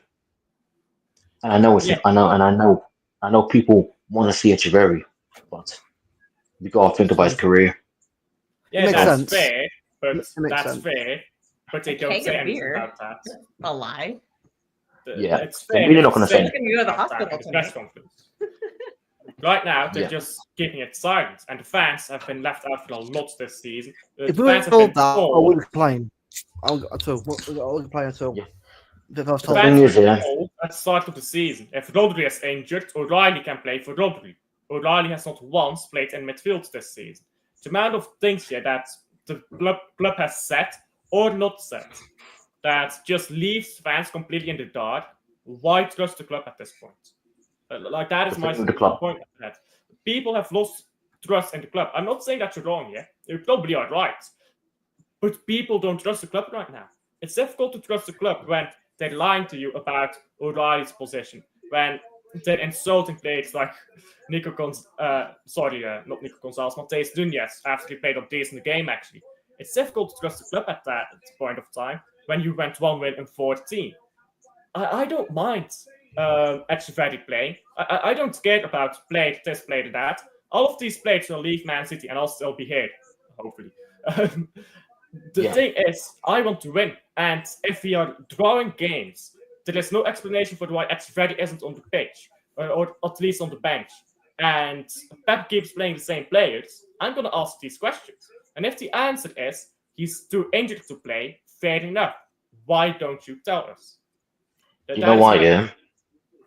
It's the reason of, after the 115 case was still going on right now, they don't trust anyone, no journalists that had previous connections with before, because they're just starting the dirt. So therefore, they're going to keep everything in-house. And you know, Pep as well, he agreed upon that. He wants to protect his players. Now for me, I don't like the fact that he's having too much loyalty to his players, because if up to me, or anyone else in this channel, they would actually cut ties off quickly. But he's got that connection with them, so therefore he's not going to mention that they're 40% fit or playing 50% fit to run the whole season. He's not going to mention that, and I don't know why the club doesn't do that. But if it's for a player that, let's say Kevin De Bruyne, they'll put up the PR for. It's very weird how they do it. I can't explain it, but it's so weird how they pull out a good amount of PR for another player that's in stress or crisis, but not for others like Akanji or Ake. Because both of them this year, I'm surprised they're even on the football pitch in December or November, because they should be literally in the hospital bed, not moving. So listen. Negligence. Right. Like, it's the thing, Dash, and you're right. Like we've seen all this year. Like the players are absolutely knackered even now that are playing. It's been, I get it, because like it's been managed poorly. Like the fitness team has been terrible when it comes to certain things anyway. And the way we way managed players has been poor. Obviously, injuries can help dive with that. It's been more of a clusterfuck and going wrong at once, isn't it, this season? Whereas things just haven't gone right for everyone. So yeah, I know. The thing, Edgefield, I don't mind it. Like it said to us, right, he's not playing the rest of the season because of this. Cool. All right, it's frustrating because we want to see him play, but rather the guy be fully fit plus than playing 50% fit and getting injured in a league game. I get it. I'm fine with that. I just want to be told that myself, then just have to hope that people. I'm Dash. I'm sure you're right on that, by the way. I know you're pretty good at that stuff anyway, obviously with Martin, but it's just I think it's more the fact I'm just told, okay, not this season, in some of them, fine. That's what But you know what I think? Yeah. What I think is I think the players as well, they're quite stubborn. I think they want to have that mentality where they want to keep on going. And you can see with Silva's last interview, he's saying whose names of this or of who's finished. They mentioned Kovacic. I would have just given him a mirror. Well, this is the thing. Players are stubborn. They're delusional. Everyone, every single player, they believe they can carry on. Look at Kevin De Bruyne. Now, yes, he's still got a bit of passing, etc. in him, but technically, physically, he's decreased, and that's fine. Father Time catching up with every single player, but someone's got to tell him, and this is why family members, a very good representative, need to go to him or any other player and say, "Listen, you're not right. You're going downhill. It's fine, but you have to consider your future somewhere else." And I think we're naming players like Akanji, Stones, Ake, De Bruyne, Silva, Gundogan, and a few others in the squad who've recently been arrived. Then they're gonna have to like you said, have a good mirror and look at them and see if they are what they need in the squad. And I think, and I said it before, I don't know if we're in the stream, but I said before, Viana is probably the best appointment we've made because he's not gonna have that bias. He's not gonna have any form of connection. He's gonna look at your face value and think, all right, this section here sets us to the defense. There's some issues here. Wing backs, we haven't bought wing back in God knows how long, and some defenders now. Now, by the end of the window, I think we'll have 11 defenders, in my opinion. So we can get away with it for another. Yeah, of course it's too many, but I think in centre back we can get away with it for another year. But my issue is how the centre back injuries, how much is going to be in one go. Are they durable enough? So if some players don't think they're durable enough and they want to transfer away, cool, but they got to find a buyer. And the same with midfield and attack. And I think what's happened this year is that everyone, and this is not an excuse by the way, because the board should have in that summer literally rebuilt the squad a bit more better in phases. 4 players in, next month another 4 players in. Now doing it all in one go, but the squad itself it's like everyone's. I think Gary Neville said it correctly. Everyone has been on this journey together as one unit, and it all crushed the wall. It's not like as if it's 2 or 3 players. It's literally nearly everyone. And that's why in January we have to go through this big what's it called, spend for 33 days and get these players in because they knew it's trouble. Yeah. I trust Viana though to do what needs to be done because he doesn't have the attachment Tiki does. No, I think when Alf was saying like, "Oh yeah, I don't know if we trust the club right now," I'm like, I think the fact that they're bringing Viana in actually is like showing me that they don't like what's happening right now, and they know that the only way to change is to bring something new in. No. Yeah, I agree with that. I trust the club in the window, mostly. I get it. I trust the club in the window. What I don't trust the club on right now is to tell us the truth, because the club has a terrible track record of telling us the truth recently. The ticket situation, but all the ticket situation. Tickets, like that's going on what. And we're done it already, mate. I'm bored of it already. It's the same. We want to do the thing right with a ticketing thing, right? Just we'll go back onto it. The thing is, the ticketing thing is that these protests that are going to go on Tuesday and obviously against Wolves, all for it, but I feel like it's not enough for me. No. If you're going to be protesting against it, what they're bringing into policy, you kind of go a bit more extreme in what you're doing, because a peaceful protest, much as it's a great idea and concept, it's not going to do anything for the top. You've got to rattle the cage a little bit. So you have to embarrass them. You have to. It depends on.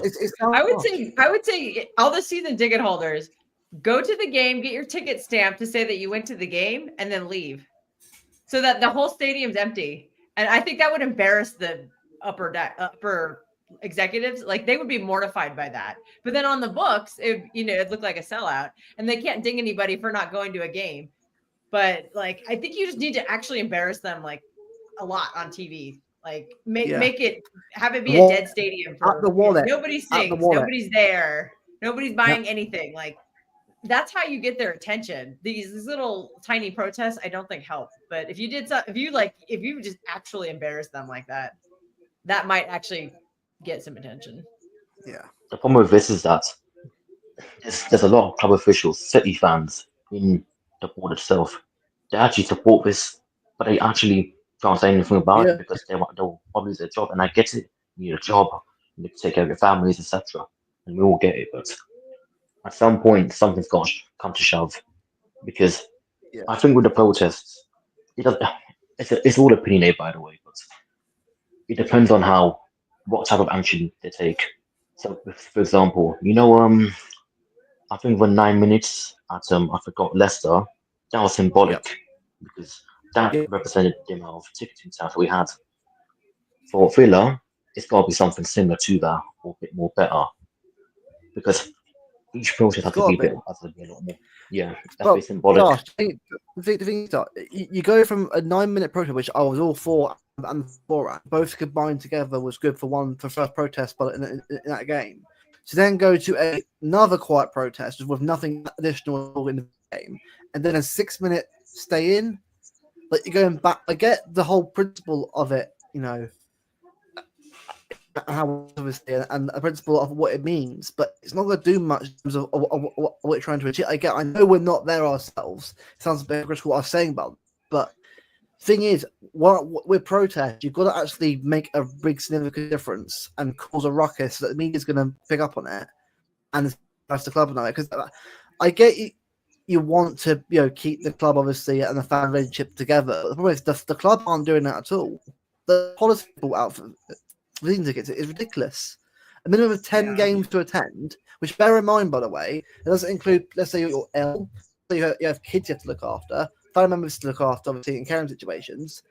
It's like, how are fans meant to put a point across? It's not, I'm going to listen to us. That to me is the weirdest thing I've ever heard of in my life, because like we have season tickets over here in America, obviously, but like nobody checks if you go. You just either go, like the club just wants to take your money. That's all they care about. They literally don't care if the seats are empty. They're just like, well, you paid for this ticket. That's fine. They don't care if you give it away to somebody. Like forcing somebody to attend a game that they're already like, you're paying them, you're having them pay these like really high prices. And then you're like forcing them to go. It's like, did they think the entire fan base is like single men or something? Like, do families not count? Like, do women not get to have kids or even dads? Maybe they have to take care of their kids. Like, I just don't get what the logic of this is. Like, you have to force them to go. Introducing new season tickets. So, how are you going to have a next generation of fans? You're just blowing off the locals. And then also, I think this is a dangerous game to cater to the tourists because the tourists are fickle. They only want to see winners. So if this drops to a lower level club, they're not going to show up. And then what? And then you've alienated your fan base, your locals who were there through thick and thin, who followed you when you were complete crap in League Two. And you've just completely alienated them. So they're not going to want to come back. And they're not going to, they can't afford these prices either. So I just don't know what the end game is here for the club. Like, do they want like a half empty stadium and people just talking about it? It's like the treble when they won it, right? They won treble. I thought they'd done it.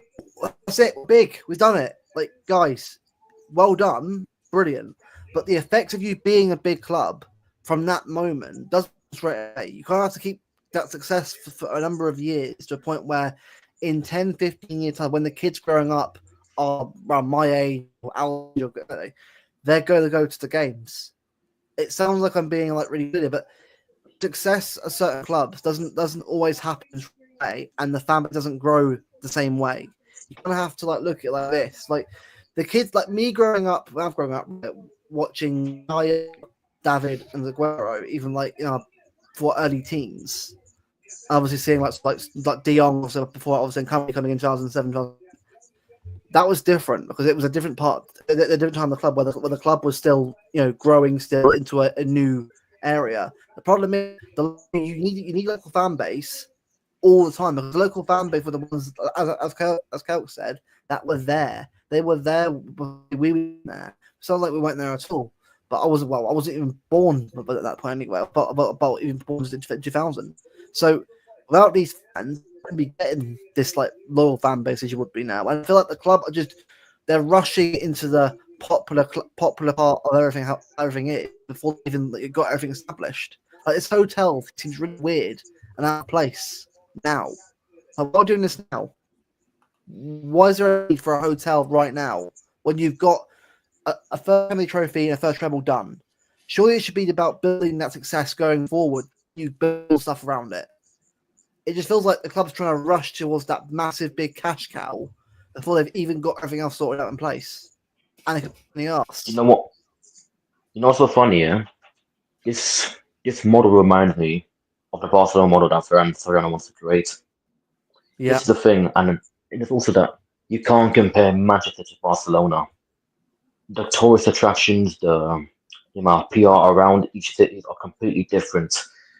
Barcelona, you can get away with it because you're always going to get a lot of people outside of it going there because of obviously weather reasons, the good stuff about Spain, etc. But Manchester is very local. Yeah. It's very local. You can't.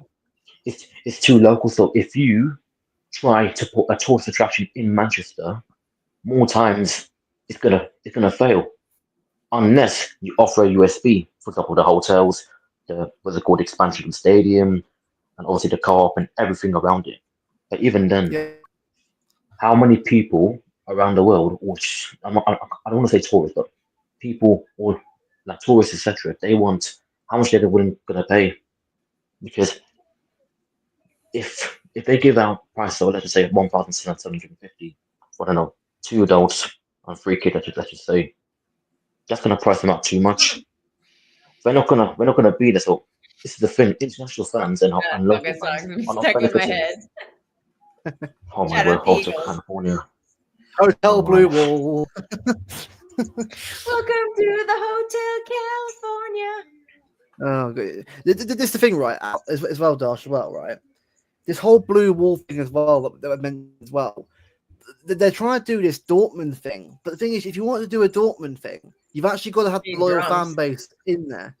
And drums with I'll say it now, but the issue I have with British football in this country is that you get called weird names having drums in the ground. Oh, weird of doing that. Just have a billion melt.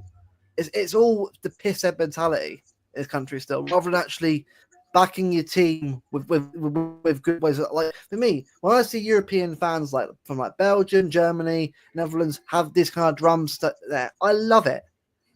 Love it because it's actually quite unique.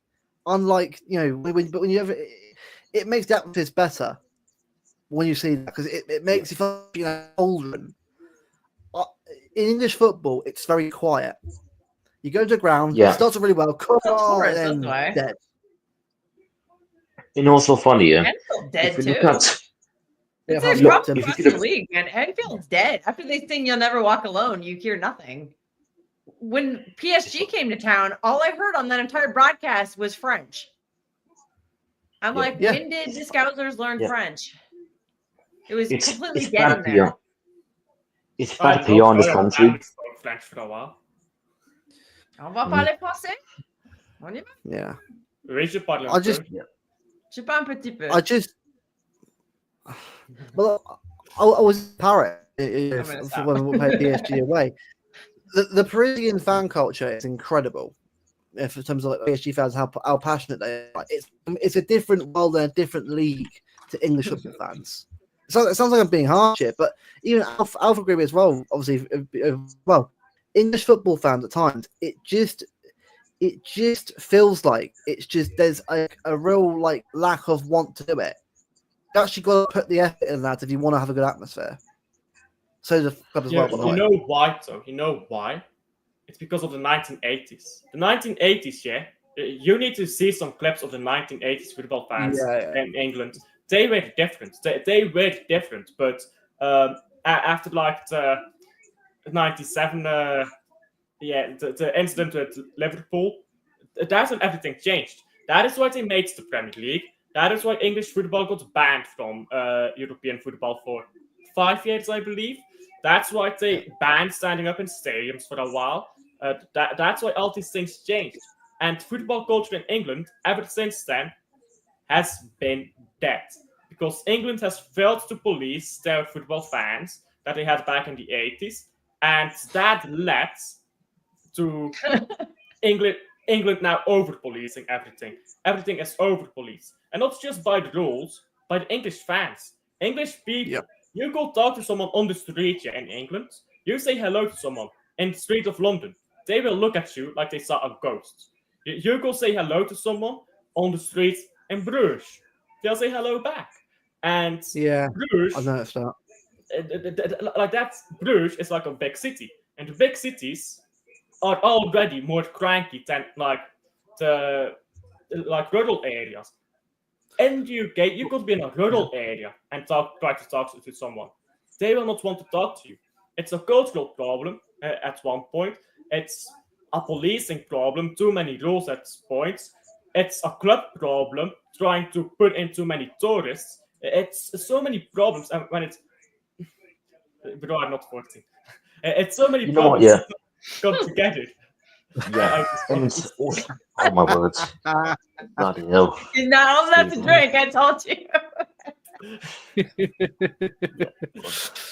I grow a mad bitch, for the 14-year-old. 1 second. Now I'm distracted. I forgot what I was saying.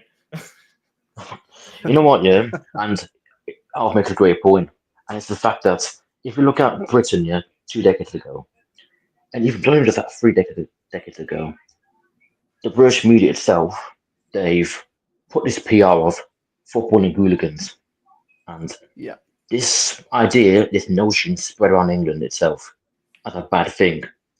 And this is the thing, when they put that out, they are wanting to make sure that people are a lot more accepting of the situation. Fucking hell, 15. Fucking hell, Steve Black. Steve old, bro. He's at every chat being that guy.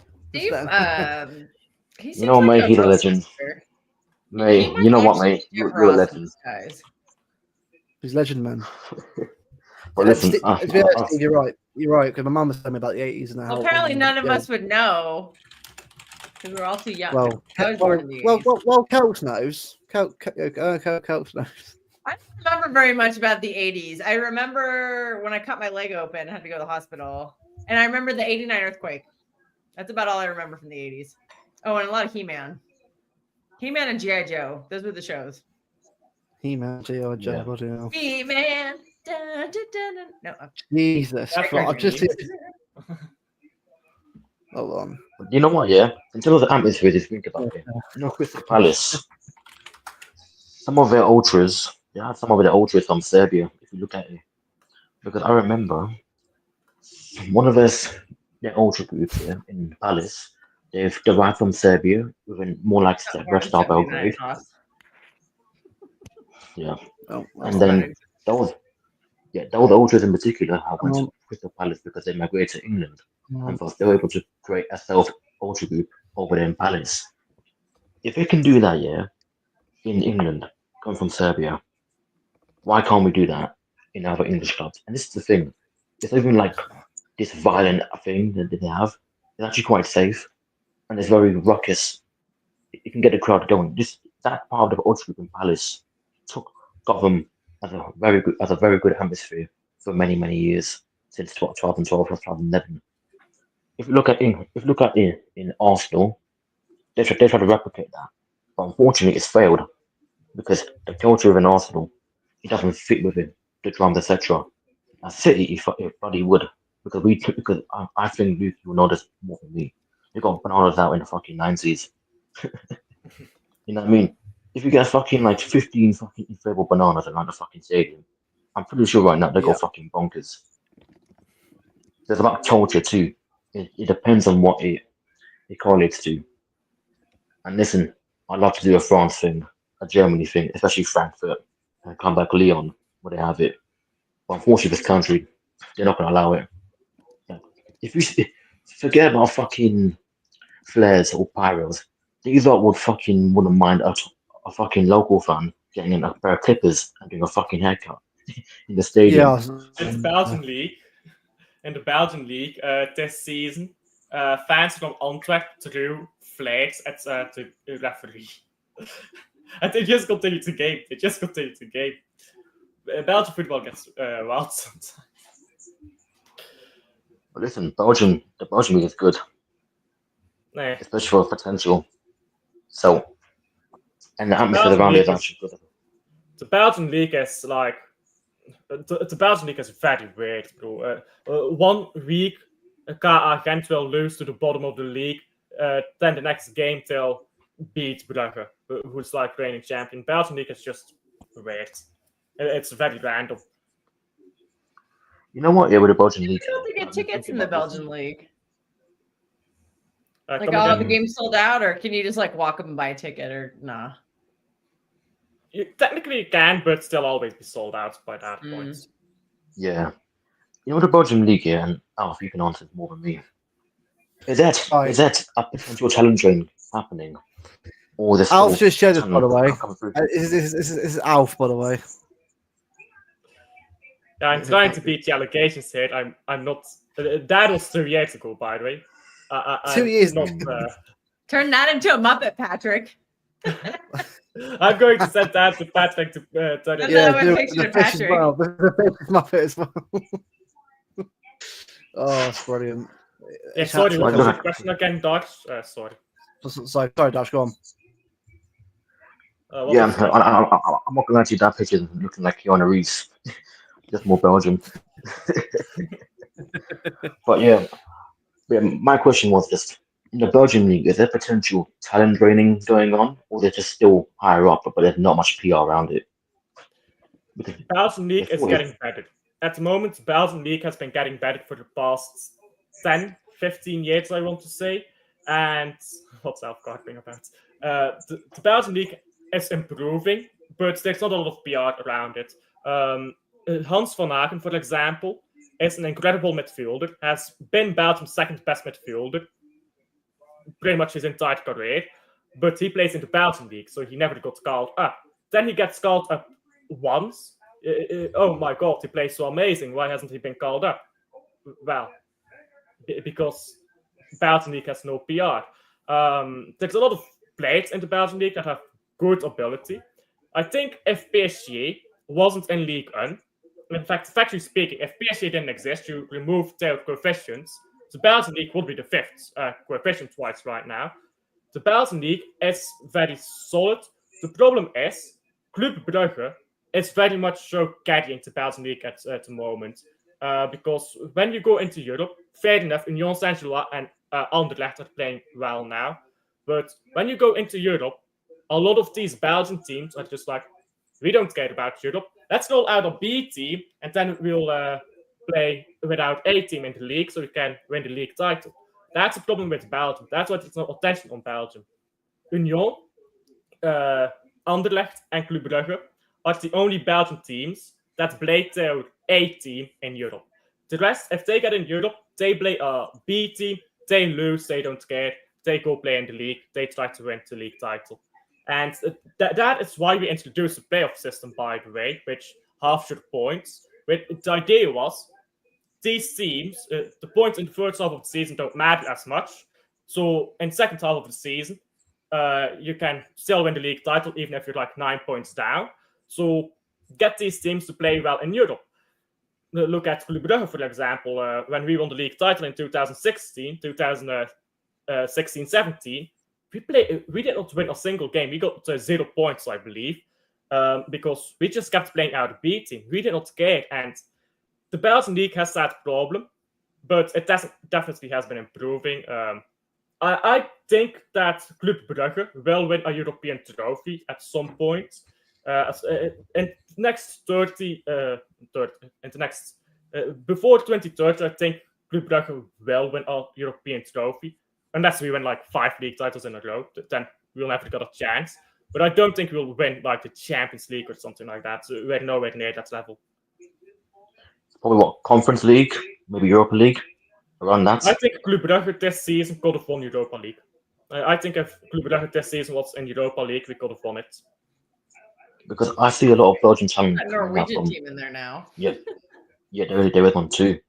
And this is the thing with the Belgian league; they got a lot of talent, but some of their talent, they don't utilize it very much in different European like teams. So for example, like Charles de Catelier, I think he was at AC Milan at first, which didn't suit him. And then he went to Atalanta, and now all of a sudden he's much more better than before. And he's just an example. If we use that for different players, like let's just say Tielemans, for example, in Leicester, he was all right, but he wasn't getting the best. At Villa, under Emery, he getting the best out of, and I just think that with Belgian talent, they got to understand that you have to get into clubs or sign for clubs that fit their profile. Because if they can't get under the wrong coach or wrong manager, Meunier, for example. Thomas Meunier Yeah. went to PSG when he Thomas Meunier, by the way, won us a league title by won us multiple league titles, but that Klosbro, I still think about that for the Anderlecht game, headed in by Van Aken.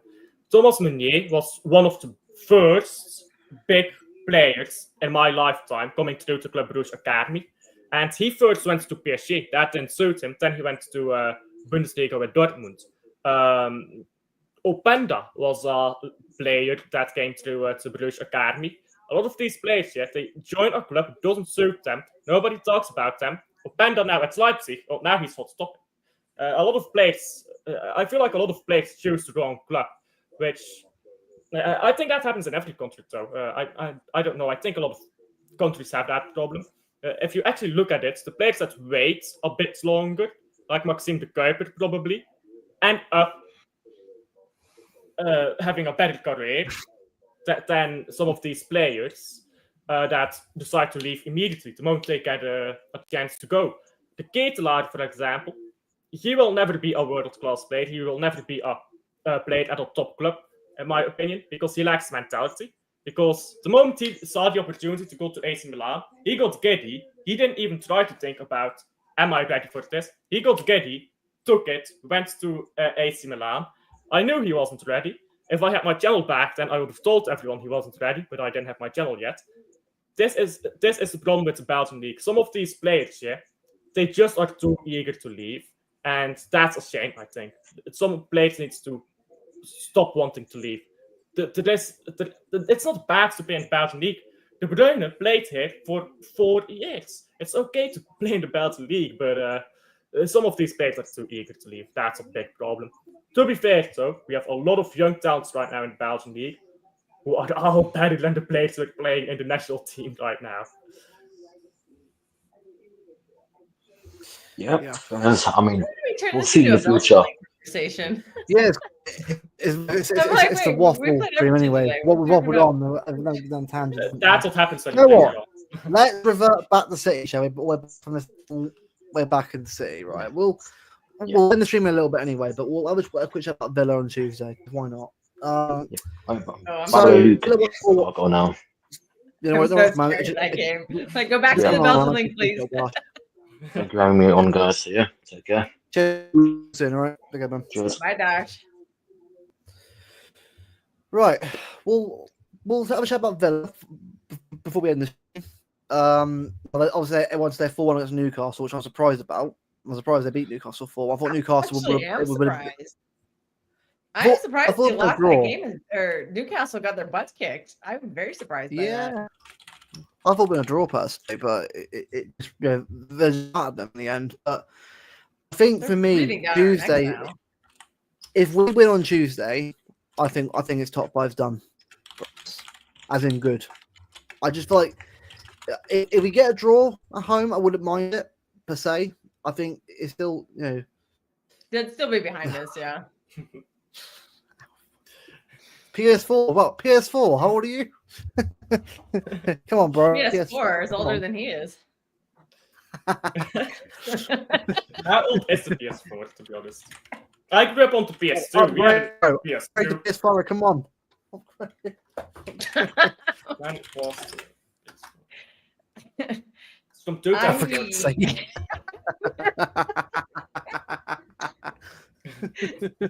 Further away.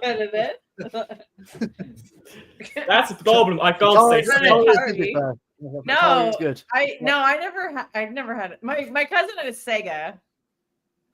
And then I had a Game Boy. I had a Nintendo Game Boy. I played Pokemon Yellow. That was the game back in the day. And Frogger. Yeah. I had a PSP. That was good. They were brilliant things to have on trips. Anyhow, about Villa. Yep. I'm nervous about this Villa game. I am caught in two minds. And one and one thing I'm thinking, we'll be thinking ahead about the game against Nottingham Forest, which we play after this, and we'll might drop points. On the other side of the coin, I'm thinking it's at the Etihad. Some of the injured players that are going to be coming back, for better words, and Pep Guardiola wants every point we can get. We're starting to build up some form. If we beat Villa, we're gonna most certainly be top 5. So I'm caught in two minds. I at one side, I want to predict Man City to win, barely, but a win is a win. On the other side, I won't be surprised if we drop points. Trolling again, Patrick also thinks that Morgan Gibbs White is the GOAT, so take that for what you will. To be fair, I put him in team of the season. To be fair. Well, Tamagotchi, that's a throwback. I had a Tamagotchi. I also had a Gigapet. Nobody radio silence, but I definitely had a Tamagotchi. I don't know what a Tamagotchi is. I grew up in the 90s, man. I had a Tamagotchi. I didn't know what a Tamagotchi is. Oh my god, Frogger. Yeah, I played Frogger on my Game Boy. Miss Birdie Woody. look, Bernardo Silva, a separate point.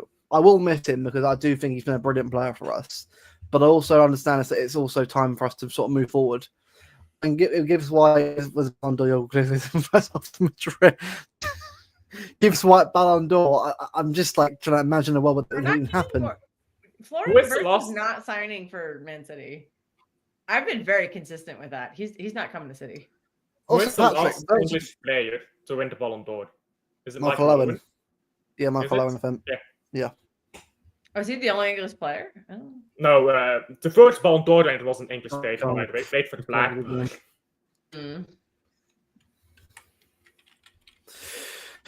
But look, Villa on Tuesday, I think it's all about just getting the win. Like Everton, get the win.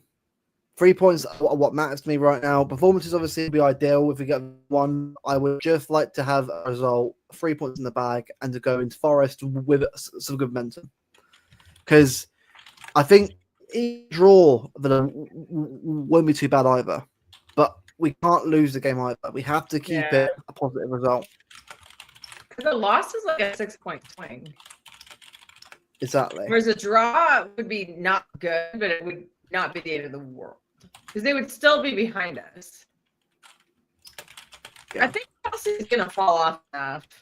Like, I think it's just like, there's Liverpool, Arsenal, Forest, Newcastle. And there's 6 teams. I think Chelsea are done. I don't think they're going to stick around. Chelsea are Fulham next. Fulham will want to get a result against them. A draw, something like that. Stanley Matthews is the Ballon d'Or winner, big point winner. So. Yeah, I do know about Stanley Matthews winning. So, you know, there's the thing. Patrick's news day is making Muppets. That's all he does is make Muppets. Skinner. If Alf was a Skinner, that would be scary. Hello. And the bits. Wait, Patrick, we need a Muppet. White on my screen. Why is Belgium white on my screen? We need a Muppet Katniss. I need a Muppet Katniss. If I see a Belgian Walter White on my stream going on about that pet, he's bold himself. The hypocrisy.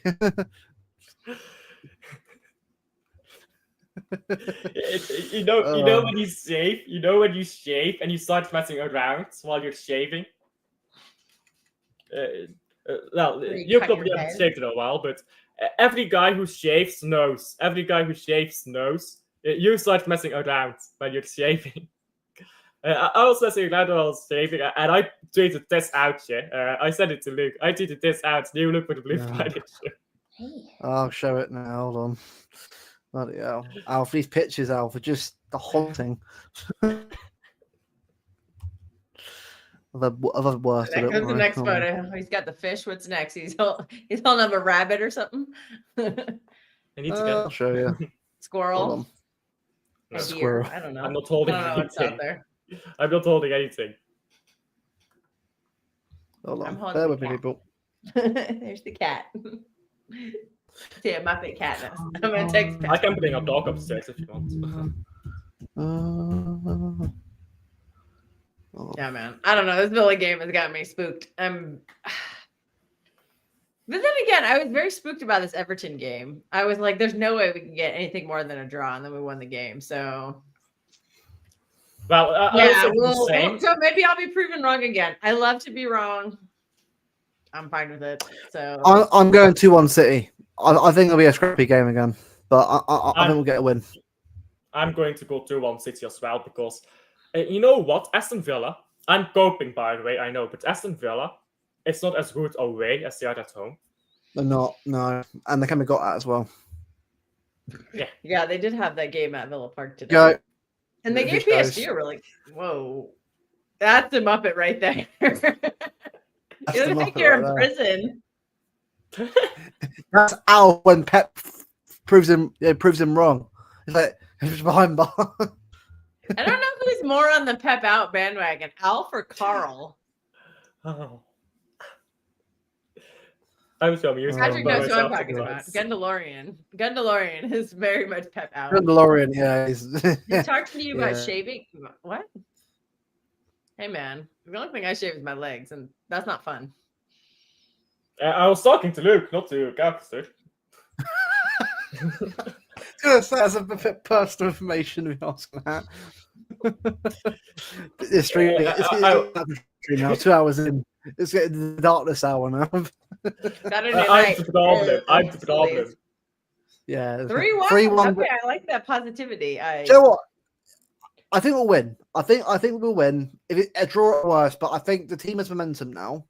It's got a big whatever. I want to get the result. I think we're at home. I think if you start the game well, I think we'll have the right. I think we'll have the right momentum to go and get the result. I think if it was Villa Park, I'd be worried. We've been awful at Villa Park the past couple seasons. Even in the treble season, we barely got a draw. If I remember correctly. It was that the cross to Harlem, wasn't it? Remember that? That was a goal, that goal, but Belgians most wanted. Steve must know about what America's Most Wanted is. That show. Rosa, you're assuming Bob is the bench. Right there. Bob is not going to be on the bench. What are you talking about? Rosa's scoping. Bob's not making this bench. Well, I hope he makes the bench and plays to get a goal. Bob's not making the bench unless a couple of injuries happen. We have too many players. So unless you want to call Tanya Harding up and get some of these players off the team, Bob ain't going to be on the team for a while. Yeah, unless it's like Wolves at home. I'm literally, Pep was talking about, it's unfair. These players don't get to make the team. And then he dropped 3 of them. He dropped Victor Hayes. He dropped 3, obviously Echeverry, and then Oscar Bob. Because all these players are coming back now. We have too many players. That's why I said you need to clean out. Get rid of them.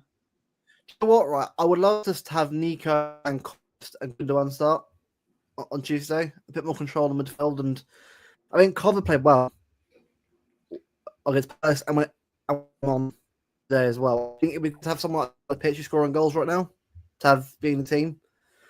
I think Gundogan been playing well as well. Don't play Bernardo Silva again, please. But I know he will, but please don't. I want wingers on the pitch. He'll probably start all 4 of the uncles. And then Nico. I don't know how that's going to work because that probably means Nico G's going to get benched. And I'm like, why would you bench your best midfielder? This is what I would play. He's your best midfielder. Fuck experience. This is what I would play. I'd play, Ortega's in goal because Edison's long out for, so we'll have to assume he's out in the rest of the season. That's a lot otherwise. So Ortega's in goal. I'll go Husnov right back to stop Rashford. Diaz, Cardio, and O'Reilly. O'Reilly's drop ball right now. Don't drop him. I go Nico, Cover, Gundogan. Bit more control of midfield, bit more solid in the job, and let that Gundo run forward into the box as well. I put Savio on the left, Doku on the right, Mamouche up front. That would be super fun, but we all know it's going to happen. It's going to be happening, by the way. Bernardo will be in there. Rico Lewis will probably start because, oh my God, we can't have a game. He hasn't played in a while. Play him. Don't start De Bruyne again. Kev didn't play well. Just bench him, bring him on as a substitute. That's what exactly. I do. And that the reception he would get at the Etihad is going to be insane. Oh yeah, Echeverry, get on that. Oh wait, he's not. Oh, okay. Not allowed. But basically, he's locked in the summer. Not a game. That's the ALC. got like wait, it's like a certain period of time. So I've now accessed the Argentinian DLC. It's very can play on my team. It's frustrating, man. I just want to play. I just want to. I know he's whatever injured, right? But I just want to see. I want to see him play. So I'm not asking him to score or even get assists. I just want to see him play a match for City. I think if we don't play with De Bruyne, we go with that's called ADHD. I can't sit still. I think what we need to. I have it too, bro. I have it too. Yeah. I think what we need to do if we don't play with De Bruyne is have Nico Gonzalez, Kovacic, Gundogan, because it's worked decent this season. You have that experience and you have your best midfielder there, and then you need to go for output from your wings. I guess you would have McAtee on the right wing, Salvinho on your left wing, or you could be bold and you could put not touching the pitch in this game. You could put Nunez on your left wing, and then you put Grusinov on your right back again. Problem is, Pep ain't doing that. Pep is not doing that. No. So he'll shove every old guard. Akanji will probably start, even though I don't think he's fit. He's not match fit. He's just coming off a surgery. I guarantee he starts the game. Well, no, and he'll push Joshko on the left, and Nico will have to sit bench and a whole bench and all this stuff. And for me, I think we'll start seeing a lot of the same problems we saw earlier in the season, because I feel like we find solutions and Pep just changes the team to, because he has to prove that his guys can do it, and then when they can't, he's. Well, the thing is, Cal, I'm fine with Cover playing because I'm fine because with Cover's playing pretty well so far. So it's a good one. That they're both playing out of the four older players. He needs to come out of the team. He's started too many games in a row. Let that go in Rex. He's 34. But he's been playing well though. Credit where it's due. He's been playing really well despite a lot of games. Like credit where it's due. But I just feel like for me, you're right. Bit of rotation would be nice, but I think for me, we definitely need a younger player. Brother. Yeah, the other Chuckle brother has arrived. Good. All right, bro, you're doing well, man. See, Gundogan is playing well because he's playing next to Nico. When you take Nico out, Gundo doesn't play as well. So you. Well, then again, he came off it well. Who do you sacrifice? Get the back off. I'm gonna get a brother free to build. I'm going to shave. I'm going to shave tomorrow to get the stubble away. I will wear full-on makeup to look like a fucking woman or something. I will go first away from a beard just to take the piss out of Steve. Oh, mate, brilliant. Look, for me, right, after Villa, right, it should be a very simple run of games after that. I mean, look, I know Wolves aren't mugs either. They're not after Forest, but we've got some good games after that. I mean, both right playing really out of form now. Like, really, like, they're like one against Fulham, then drew with Palace away. They're playing out of form. So I think we give Villa unscathed. Well, we're looking very good. Yeah. Hey, more power to you guys for predicting that. I can't predict a result until I see the lineup. When you see the four older players that can. Once I see the lineup, then I should go have a meltdown. Like I said, I'm going to choose positivity. I'm only looking for two things in my lineup. What? What I said earlier. Nico Gonzalez? What's it second? Yeah, Nico G in midfield and Joshko as center back. I don't care about the rest of the lineup. And for me, O'Reilly for me as well. O'Reilly right now should be playing every game. Well, I know he's 20 years old. I think O'Reilly for me, I mean, should play again. But I think you're not burning him out either because it's like 2 games a matter of 3 days. So I get if he wants to sort of rest him if he wants to, but I don't want to be mixed around that team too much yet. If it was like Leicester at home next, I'm like, fine, Nico for a game, bench him for the next one. But it's Villa at home. I think we can. He would be. I think we can rotate against Wolves. That's Haaland. He's He-Man. This guy never watched He-Man because he would not be saying that, man. He-Man's I think he plays for the other team. Let's say that. A salon vlog. We will be there.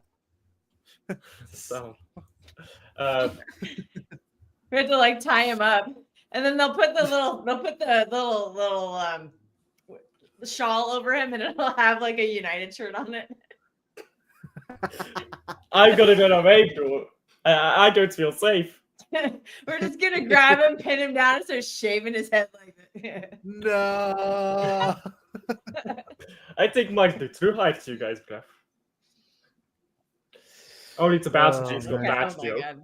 At least Steve knows his He-Man reference. Kudos to you, Steve. Well, look, I mean, with Tuesday, look, bring it on. I mean, I think the team's I'm beating 6 now so far last game, so it's not since Forest have been playing okay. So I think it's definitely I feel better than I would have been a few weeks ago, but not quite convinced fully yet of everything until I'm see. If we get a result against Villa, a good performance, like a 3 win, great. But we got to see consistency going forward. I think if you want to get like FA Cup as well in that top 4, top 3, consistency is going to be very important. And hopefully Haaland's back soon. Like I doubt he'll play on Tuesday or even next Sunday. I doubt it. I'll be if I'm Pep, I don't play him this week. I give him another week off to rest up, and then bring him back in Wolves to Hampton after that. I think it would be really stupid for us to rush Haaland back right now. It would be really remember last season where Haaland was scoring pretty much every game. He got injured, we rushed him back, then he didn't score for like 4 or 5 games. And then he dresses him again. He's got more alcohol, bro. This man's alcoholic, bro. I ran out, sorry. I switched over to soda water. Had to restock the supply. I just finished my beer. I'm deciding. Alcoholics, man. I leave it at 1 drink. Like, come on, I leave it at 1 drink. These men are alcoholic. I'm only on my second drink. Bro, it's bloody Saturday. Do you know what I mean? And it's Easter as well. Maddie ain't driving. He's you know. And it's Easter, so let's drink for Jesus Christ, whatever. Do you know what I mean? Oh, right. Jesus Christ or whatever. I'm going for a hike tomorrow. That's how I'm celebrating Easter. It ain't Easter until Monday, you know. Have you got has anyone got any Easter eggs? I hate a couple.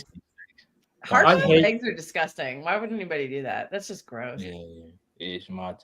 By the way, to answer the question, I think we'll get top 5. I think after winning today, we'll get top 5. Because if you actually go through get top 5. All right, Maddie, give me a sec. I gotta go get another drink. Maddie can't drink alone. So. Nah, but I think we can get top 3. I'll be right back. I think we can get top 3. If we get lucky and Arsenal is a bottle job, like we know they can be, we can get seconds. But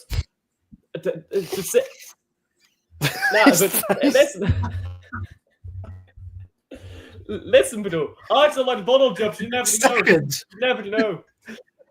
Arsenal are bottle jobs. If we get second at FA Cup, it's the most fraudulent season I've seen in my life. How have we scammed the FA Cup in second? But no, bro. Let me talk. Listen. Let me talk, bro. I'm Belgian here. Let me talk. If we scam this FA Cup, bro.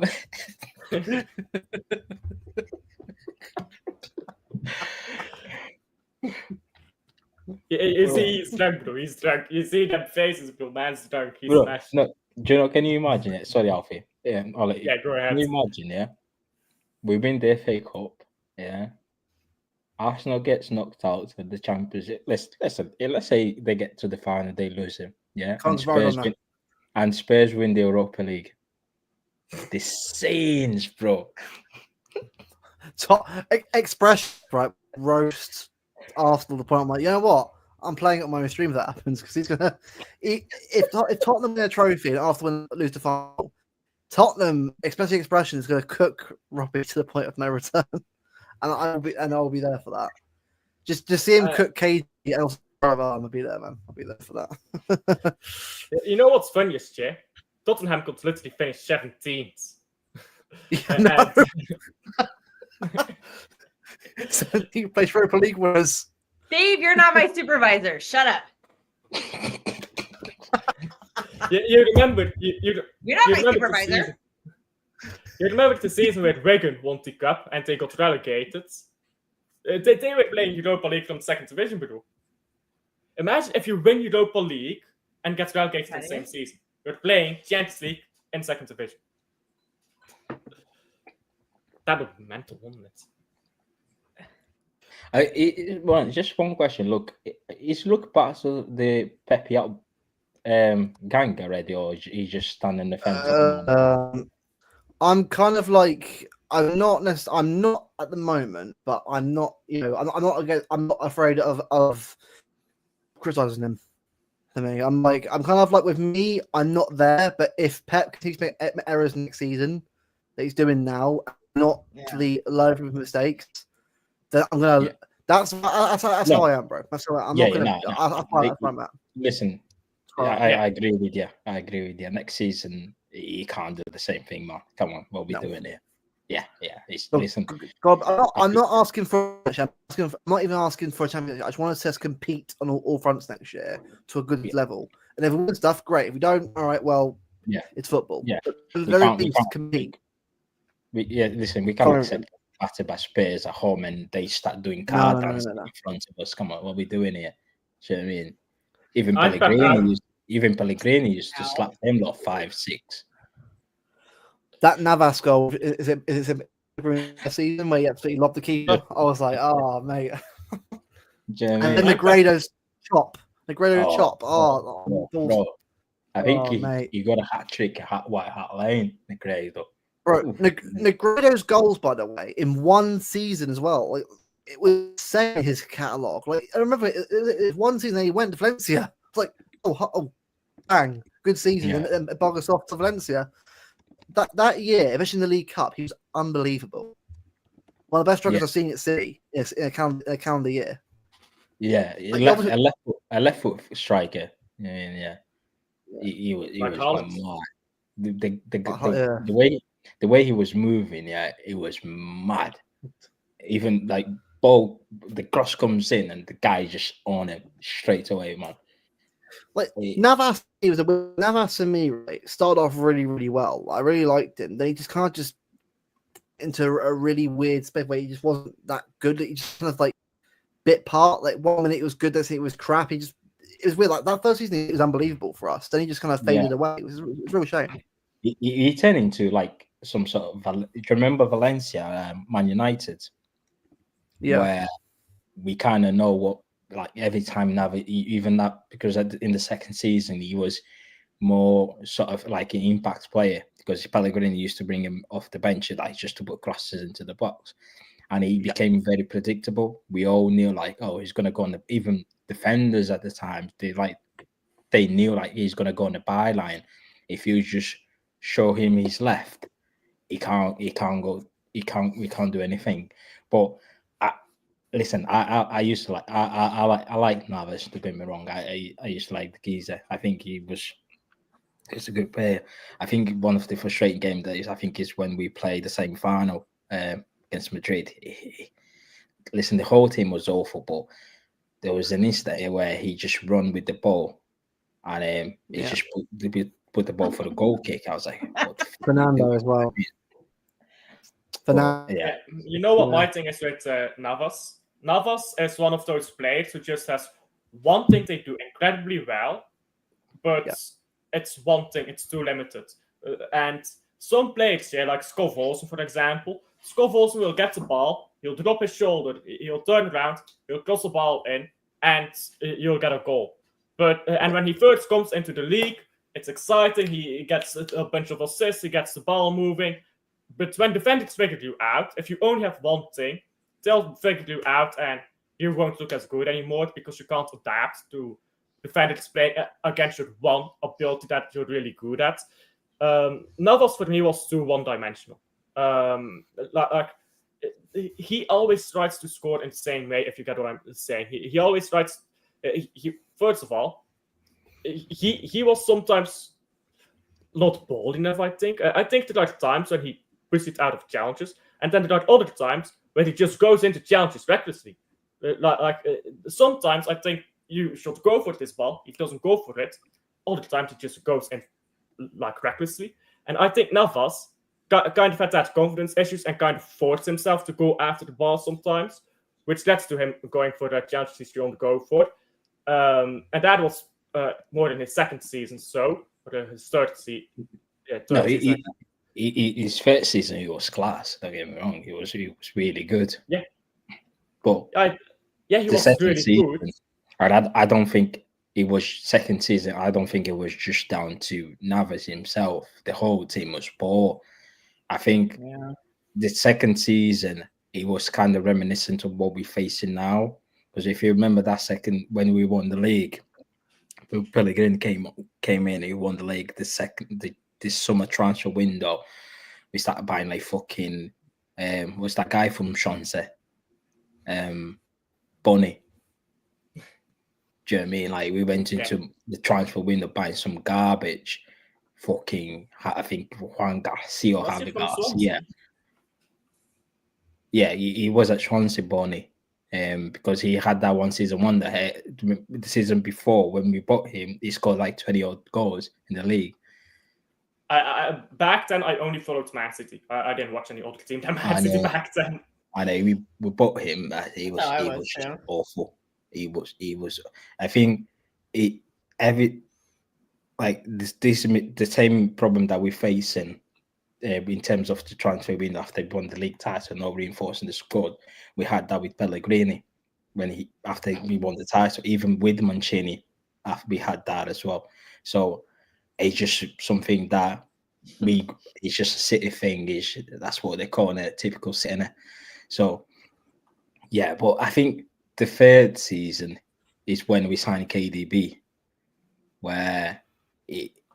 but the problem was with KDB, when we signed KDB, we had the Yaya Toure injury problem where he was keep going out in the team. He wasn't staying fit as well. Aguero was having injury problems as well. It was just KDB and David Silva who were fit for the whole season. And Otamendi had his Bozo moment, but he was still putting a shift there now and then. Mangala, good debut against Chelsea, but Mangala frustrated the hell out of me, bro. Honestly, it's always great signing. He wasn't £51 million centre back, right? And he had over one good game, well done. And then what? The biggest, like the guy looked like Bambi on ice. Yeah, even remember. That's it. Kovacic was like on his goal that he scored today. He's just like, guys, imagine this fan base on Twitter right now trying to that during that season, 15, 16. Thank God Twitter didn't exist back then. It would have ended some careers. Helps. I was there on Twitter in that time, right? It wasn't near as bad. Like, if this current fan base were reacting to that after losing to Southampton 4-2, or was it Leicester when we got back? We still have a chance. We still have a chance to see that. If this fan base lost their minds at those games, trust me. Yeah. We're reactionary now. Yeah. Remember when we got it? Southampton beat us 4-2. Because Mangala came with the Fernando. Remember, we got them both from Porto. With Fernando was just garbage. How can two players both be fortunate to sign one deal? Porto robbed us, mate.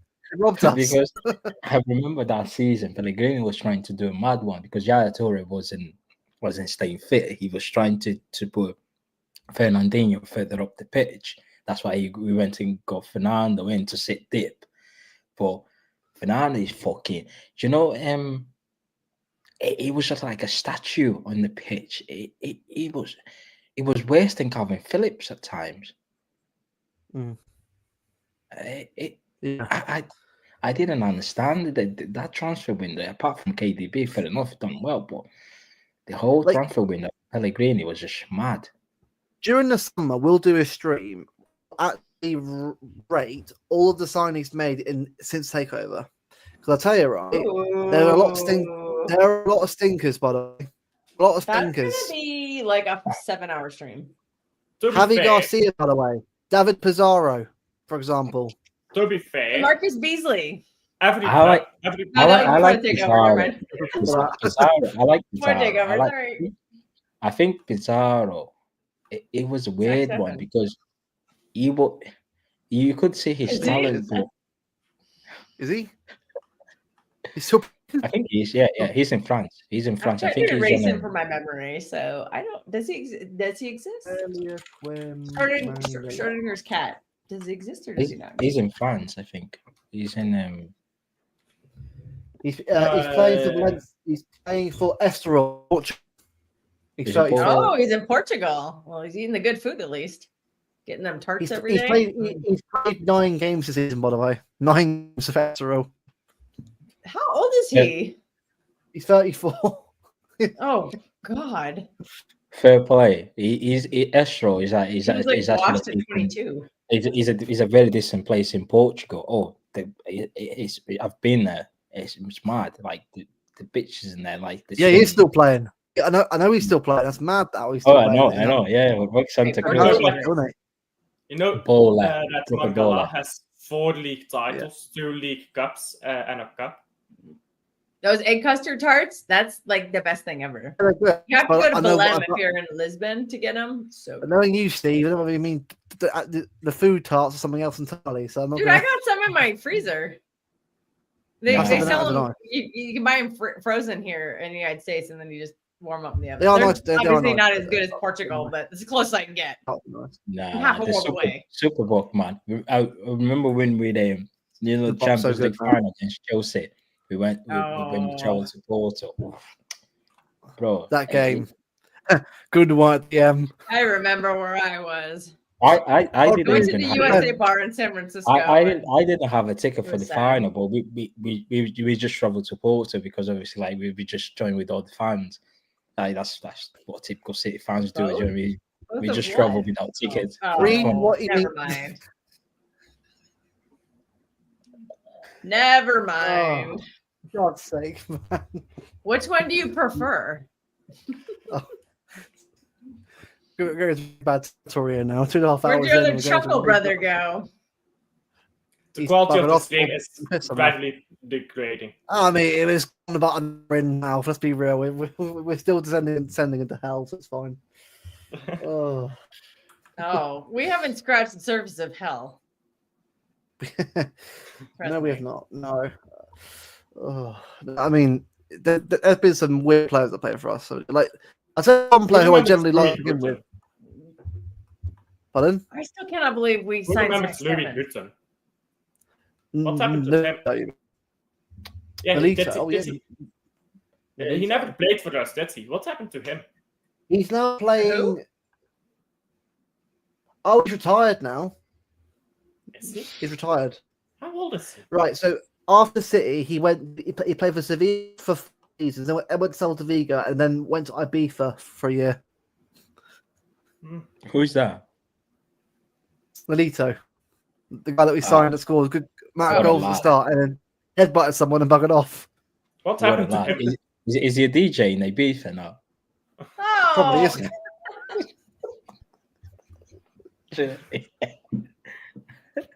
Kelks.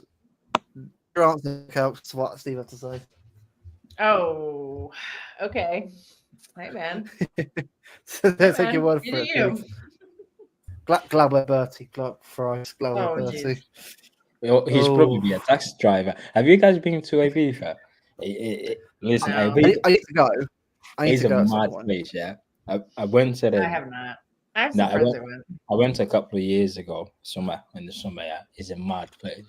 Do you know? As soon as you get as soon as you get in the airport, you get a taxi to your hotel, and the taxi driver, literally, he got everything in his car to sell to you, everything.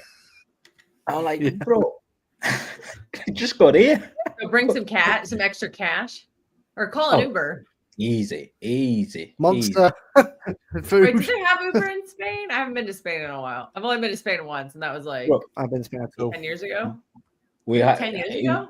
Damn, it was more than 10 years ago. No, I've been to Barcelona, Madrid, Ibiza, Mallorca. I'm dying to go to Sevilla and Valencia. I've been to Madrid. Madrid is awful. Madrid. I liked Madrid. Nah, Mallorca. I went to places to eat, and I thought the food in Madrid was delicious. So, but I really want to go to Sevilla and to. See, the difference is like when I went to for holiday, I just. Whoa, that's my line, Rosa. Rosa just stole my line. Dare you? Go to bed, Alf. I mean, she was part of Twittergate. Rosa was she saw the Twittergate. Alpha's Nah, never I gonna let that explained it. go. I explained it on stream of mine. Now, what that was to about. be fair, I agree with Steve. Yeah, if Luke goes to Spain, he's barely like. Do you know what I mean? Like, It's the beard, it's ginger, not the hair. I know what people say. I don't know with it either. Well, ginger, fine. I accept it, but it's just the beard, ginger. and the eyebrow. I just need to like.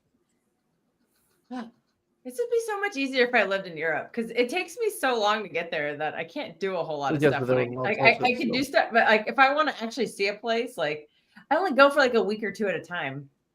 So it's like I try to cram in as much as I can, and I'm like that's why I keep missing all these cool places I want to go. So what I need to do is quit my job and then go spend 3 months because that's how long I'm allowed in at a time.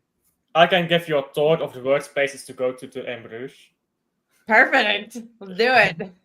I'll tell you. I'll tell you the story. You know what's funny, actually? You know what's funny? Jan Breidel, the stadium of Club Brugge and Club Brugge, it's like a shared stadium. It's all the way in St. Michiels. And St. Michiels is like... nobody's there. Nobody's there. And it's all the way in the side of the city where there's nobody at. And Club Brugge has been trying now for 16 years to build a stadium in the center of the city where there are people. But we can't get a permit. So everyone has to keep buddy. I've already left the US once this year. And I'll be leaving it again later. But don't worry, I won't be going to Europe. I'm going to Greece in 2 months. I'm trying to spend New Year's in England. Sorry I'll tell you. Sorry to ruin Steve's life, but I'll tell you a funny. If I could play my cards right, I would spend New Year's in Manchester, go to a game. But do you know in Spain? We'll see what the schedule looks like. Do you know in South Spain there's I think it's a city called Alicante. So basically, it's literally on the border. Oh, Alicante. That's popular with Americans. Yeah, it's by like fucking with the Morocco, like the Gibraltar Strait and whatnot. So me and my mate, we went there, and I think it was during summer, and he like we were walking in the and we were walking in the desert. Yeah. Is that freezing or is it not freezing, Steve? Because it was so hot. We took our top off and we were just walking, and there was a guy, because it looked like a desert, but there was a guy who was like shouting at us, yo, what are you doing here? And he was telling us a story. He was telling us to not walk past the certain areas because people would start shooting us. Yeah. Oh, no, that was only in America. The problem is because they are because obviously Spain is close to Morocco. There's a lot of immigration going around there. They could think that we're like illegal immigrants, and they could start shooting at us. I was like, wow, that's mad. That's mad. Racist. That was mad. I was like, yo. Nah, because the certain area, especially South Spain, because we went to I think that was 2019. That was just before COVID. We went to South Spain, just like because we like to when we got lads holiday, we just got like visit different places in Spain, and it was mad. There was a guy, there was a policeman. He stopped us, and he was like, "Oh, where you coming from and what?" No, it's like England. Oh, have you got any ID? And we kind of shot our driving license and whatnot. And he was still doubting us and whatnot. I was like, oh, it's mad. Bro, he tried to. See, that blows my mind in Europe, because in my head, like, you guys don't have guns. And in America, everybody's just like, got a gun. Dark, bro. I don't have It's the way he said they take with illegal immigrants. That's what got me to chuckle. Go in London with family and the missus, a few some food, and probably go get a few things for birthday. So it should be good. London. Well, the one to celebrate is your dirty 30. 25 is like meh. Yeah, well, it's fine. It's quarter century, so I lost this long. So that's fine with me. I'll recommend this to you. You should come to the United States and go to New Orleans for your dirty 30. I'm going. That's what I did for mine, and it's really fun. New Orleans is on my bucket list. Where I have to go. New Orleans is amazing. They do. They just have stuff going on all year round. The food is insane. The music is great. It's one of those 24-hour towns. No, It's Steve put a comment. Steve put a comment in there. He said that his mate got shit at Alicante Airport. Nah, bro, Alicante Airport is the easiest airport ever. So when I went there, I had that do you know the Pringles, like the cans of Pringles, the big one. Yeah. I had all meat. Literally, I think that was like fucking 7 grams, with just weed, and I just. Because it was a Pringle full of fucking Pringles, and I just walked past the airport easily. I've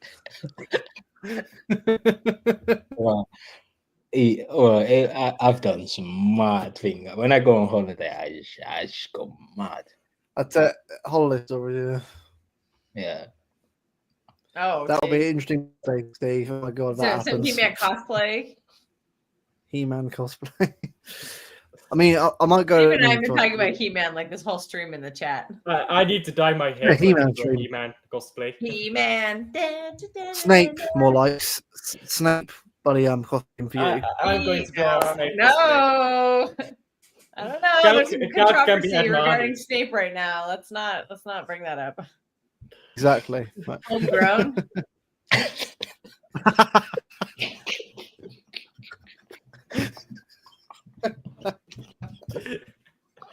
This stream's been wild, man. Yeah, if I'll cut his hair to about here, dyed it bright blonde, maybe added about 100 pounds of muscle, he should be a dead ringer for He-Man. Oh God! What? Oh God! What is Well, hey, what were you saying, Matthews? You were walking around Alicante with no shirt on? Is that what people do there? Don't give me any ideas. That's actually more of a New Orleans thing. No. Now, if you're into music, you got to go to Jazz Fest. Do that for your 30th. Go to Jazz Fest. Jazz Fest is great. The best place in Spain is Mallorca, man. Mallorca is mad. It's mad, bro. Oh, Steve. Do you know? Steve. Do you know? What? He really has He-Man on the mind. He-Man and the She-Ra character Bo. Do you guys remember when we played Spurs at the Etihad and remember that game, the Sterling one? Which one? When we played Spurs in the Champions League at the Etihad. Oh God! I tried. The Lorente. That was one of the worst moments of my life. I was in Mallorca. I was watching that game in a bar, bro. Yeah. I was literally So we were doing. I think we were doing. We were doing pub crawl. We were just going around bars. We were just drinking. We started drinking like fucking 1 p.m. in the afternoon. The game was like 8. We went to that bar and we were watching the game. And when Sterling scored the goal before VAR, I was like, bro, you should have seen. That was like one of the lowest points in my life. Like, bro, I'm not kidding. There was, you know, when you're at the bar in holiday, yeah, you don't know who's which until like when Sterling scored. The amount of City fan that was just sat in that bar, like jumping up, and I was like, fuck, I was going mad. But when the VAR, bro. I was actually in a bar. So that game started at 12 p.m. where I live, because Champions League games always start at 12 p.m. dude. Because I'm 8 hours behind United Kingdom. But to be fair, in the end, I managed to get a decent score, so it's all right now. I was at the bar. And there were actually people in there. We had the game on. There was like 6 or 7 people in there. I was like, I wasn't working at the time. So I went to the bar to watch the game. And I was like, if we win this game and win the tie, I was like, I'm going to buy the whole bar around. And then Sterling scored. And I was like, oh shit, I don't have a job right now. And I just committed to buying like 8 people. How much money did you have? And then I got called off and I was like, I really wish I had to buy everyone a drink. Like, it was so sad that it got called off. I was like, I don't care if I'm poor. Count, please count. How do we lose that? That is, to me, it's still the most painful loss. No, it's to me, right? It's been driven into my heart so many times. Best goal, and it's never dug deeper than that tie. The best goal of that game for me, right? De Bruyne's assist for that Sterling second goal was unbelievable. The way he fizzed that ball across the box, I was like, if we won that game, that when we play constantly on TNT Sport, everybody, I was like, Kev, that game was unbelievable. If we had won that game, that's one of the best performances in a knockout game ever. 3 assists in one game. Unbelievable. Yes. We got a goal as well. Fucking Son, though. That fucking Son guy just always killed us. Why? No. Edison gave his son a career. Edison Laporte in Champions League games. Bro. Edison, yeah. Edison. I think we would have won the Champions League that year. We would have absolutely bitch slapped everybody. No. When I tell people, we would have bitch slapped Ajax. See, Edison. I have the power. What can I say? See, during lockdown, during lockdown, we played Lyon in Lisbon. Because obviously, I don't want to think. No, we're not going there. After the final whistle, I said, leave Edison in fucking Lisbon. Go to Benfica on the free. Disgraceful. That was disgrace. Who was that? Sterling. Bro. Kevin De Bruyne literally destroyed Real Madrid and we couldn't get past Lyon. Like, literally destroyed Real Madrid in both. There was like one game too. I was like, we went to Bernabeu. We won 2-1. We came back home. We won 2-1. Yeah, we go to Lyon and we put that performance. It was so embarrassing. I was like, what are you doing? What are you doing? Kev's goal was awesome. A great goal as well. I thought Kev deserves the back. I swear, if Kevin did the Champions League, it'd been the biggest crime in this club ever. Biggest crime ever. Because that man's carried us in every big game possible. What about Sterling missing the open net? Oh, God, no. Sterling, I think come on, man. That's that goal, dude. The same. Since that goal, he's never the same. It was a tap in, and he fucking skied over the bar. I'm like, bro, what are you? I was like, I'm done with you. I thought we were going to win Champions League 4 more years. I was like, in that lockdown season. No, we weren't. The problem with Sterling, he was just, him in the Champions League final where he got selected, even though he wasn't playing that like throughout the whole semis, quarters, the last dog shit for him. He was not playing because if you remember, we pretty much had a starting 11. We had Zinchenko left back, John Stones and Diaz and Cancelo. Even Walker was on the bench. Then we had Fernandinho. Fernandinho, Gundo, I think it was KDB. Then we had Mahrez, Foden, and Bernardo. We were playing like false 9. We went to PSG, slapped them, bang. Dortmund, slap. So we go into the final, and Pep Guardiola said, okay, I don't need a DM. I'll put Sterling there. And everyone whines about Rodri, but I was like, everyone forgets that Rodri was really out of form at the end of that season. So that was Fernandinho was there. There's Ferno was right there, but everyone's like, why didn't Rodri start that game? I'm like, you're thinking of Rodri like 4 seasons later. You're not thinking of Rodri No. That game is Fernandinho not good at that point. No, he wasn't. He wasn't. I hate to say it, but benching him might have been the right move. Nah, but you can't say that was the right move, bro. Even 10 people were saying that it was so out of form though. But then he started Sterling out of form, so. But frustrating. We got the game with Villa. Which one? The game, the 3-2 one on the last day. Were you there for that one? Which one? The Gunda one. Yeah. Oh, the last game. The Villa game. Dude. Yeah. I saw that second Villa goal right up close, and I genuinely my heart sank when that went in. Fucking Coutinho.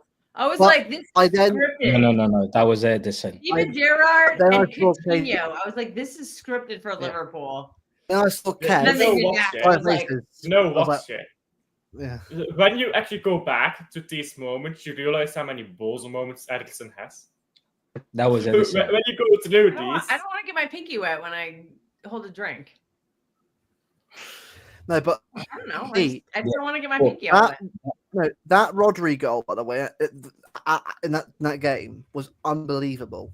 Side foot, first time. What's the game Bear in mind. talking about now? See, that's what's so underrated about Rodri. Is he doesn't score that often, but when he does, it's a clutch goal like that. Yeah, Equalizers. Him scoring that goal. Or an extra goal to what's the game a are we title talking type about thing. No, that was Aston Villa. It's 3-2. Roger scored to make 2-1. That equalizer was huge. Yeah. He doesn't score much, but when he does, it's clutch. Zinchenko's skill as well. Roger scored the 2-1. He scored from outside the box. So that was to make 2-1. But mate, that was 2-2. No, that was 2-2. The first goal was it was a cross from Sterling to Gundo as a header. And then Rodri's goal was equalizer. Do you know what it is, right? I thought that was the other way around. The ground shake around me. Like when that Gundogan goal went in, the ground shook around me. It was like an earthquake in the stadium. Like it was. Yeah. I never thought it in my life. Dude, I thought you were in San Francisco. Yeah. As soon as the first goal went in, we all knew we would come back from that game. I didn't. But I wasn't really nervous. I turned my TV off because I got so nervous. I was actually living here. I just moved into this house, and I got so nervous I turned it off. I was like, I can't do this. I was like, Coutinho score, and I was like, I can't do this. And I listened to a watch along. So I listened, and then I was like, we scored a goal. I was like, I'm just gonna keep listening to this watch along because if I turn the game on, I'm gonna jinx it. So I just listened to the watch along the rest of the time. Do you believe it? I was like. Do you believe it? But Gundogan's third goal, right? When I was still going, I was just because I knew straight away it was like slow motion. I got the ball. I was like, he's gonna set something up here. I saw it go across. I was like, no way. And I was like, God, that dude, Kevin De Bruyne, man. Kevin De Bruyne he'd been gassed from the whole game, and he just, through sheer desire, got that ball. I think it was Tyrone Mings just was lazy, or maybe it was Matty Cash. Somebody was just really lazy, and Kev just sprinted and beat them. And then he delivered that pearl to Gundogan, who just tapped it in, and I was just like, I literally was like freaking out. I was also cooking brunch because my cousin was coming over, and I had the champagne out, and I was like, okay, we're celebrating right now. TV on the whole time with all the celebrations. I'm like, sorry guys, you're just gonna have to listen to this. They did not give it.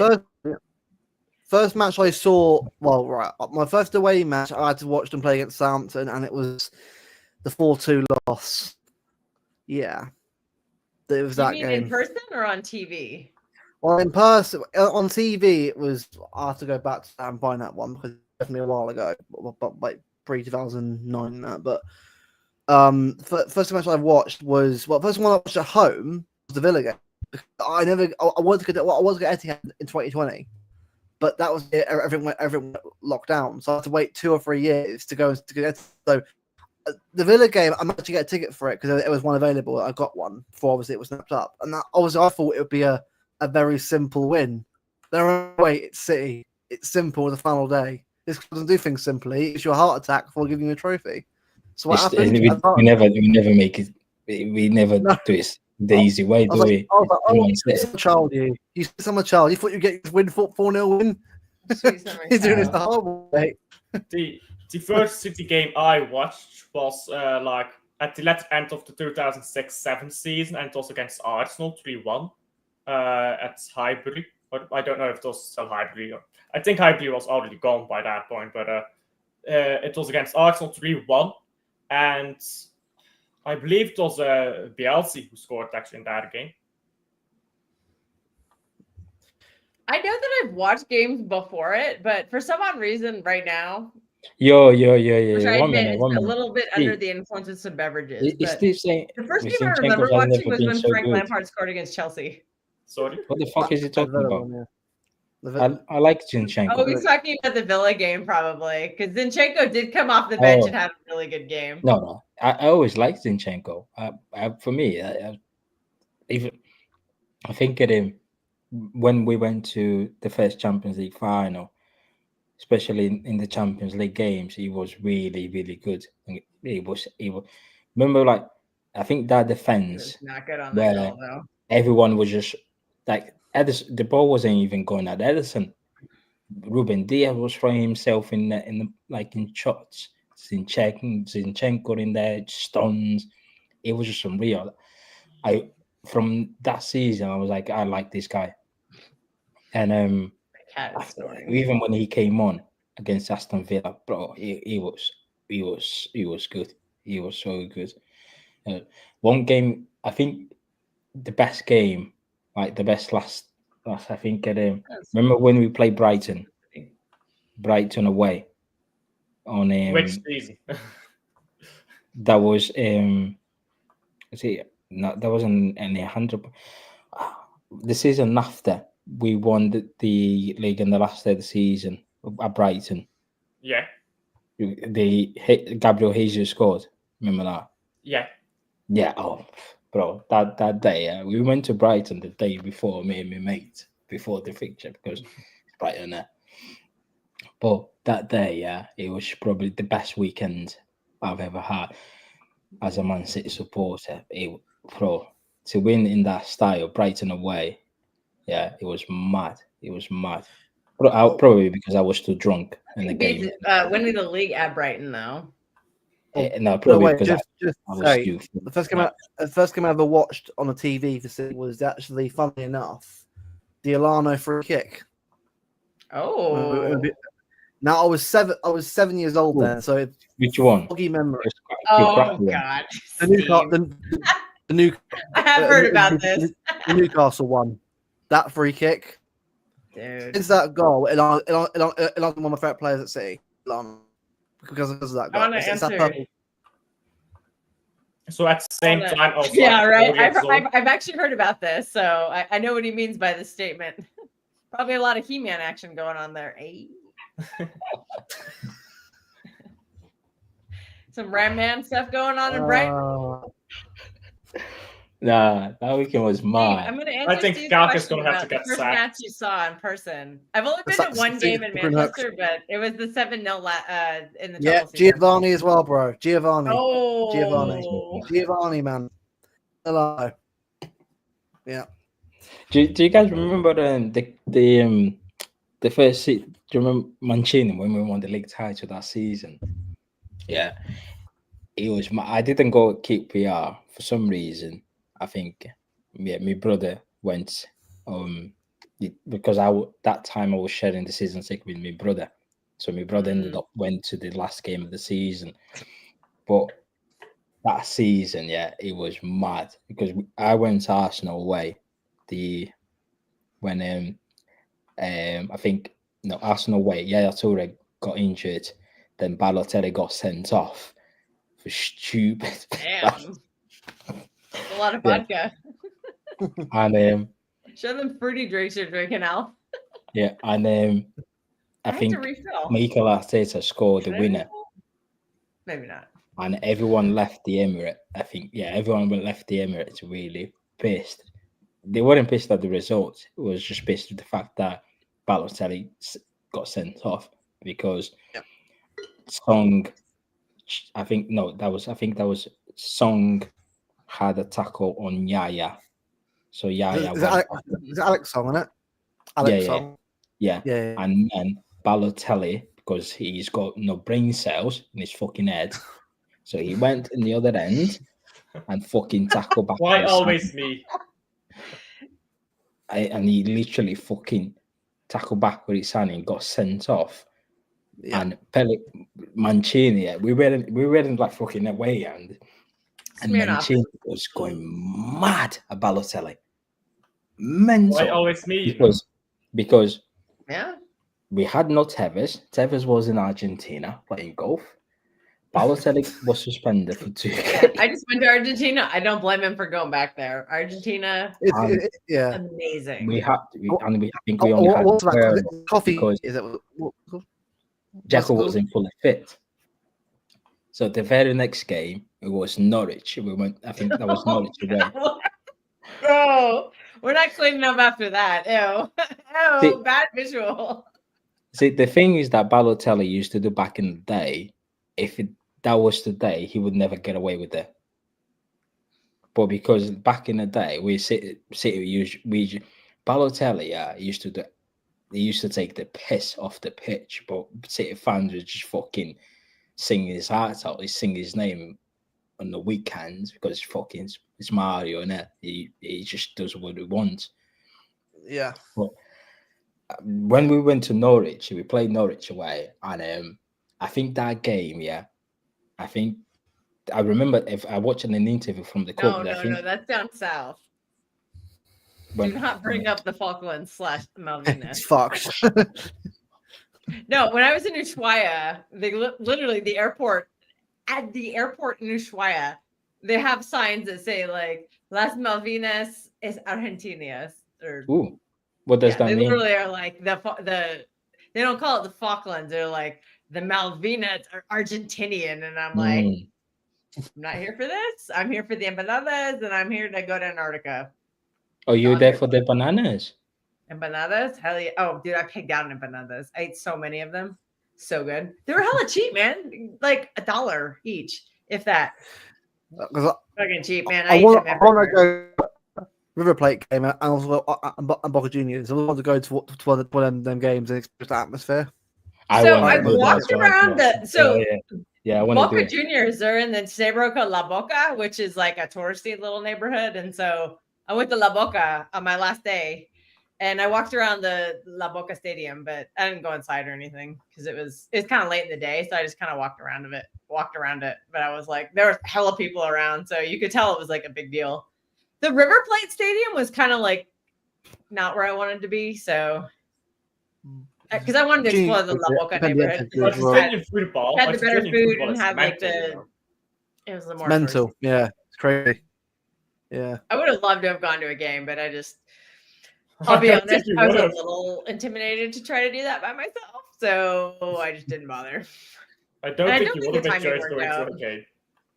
Because I was like, I'll go to some games by myself. I'm not going to one in South America by myself. That's a little too much for me.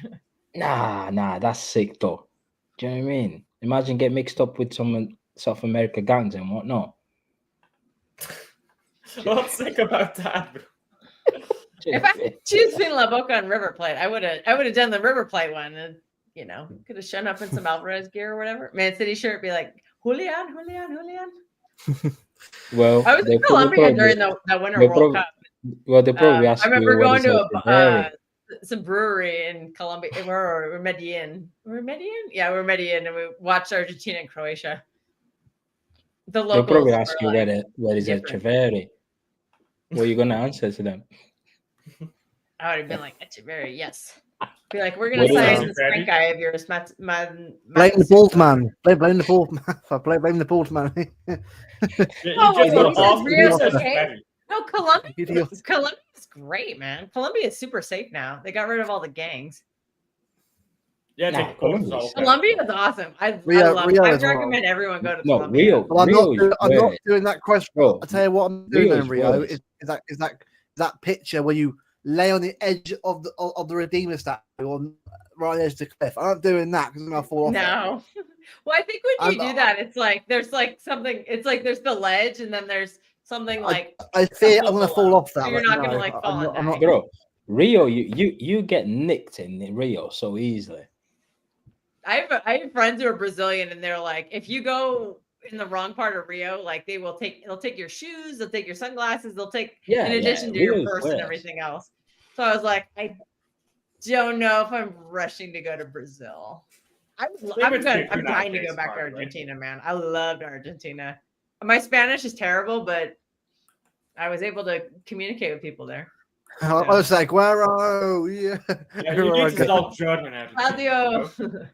The only thing, I think the good thing about going to the South Americans or even North American countries, the currency in it. I remember we went to Brazil.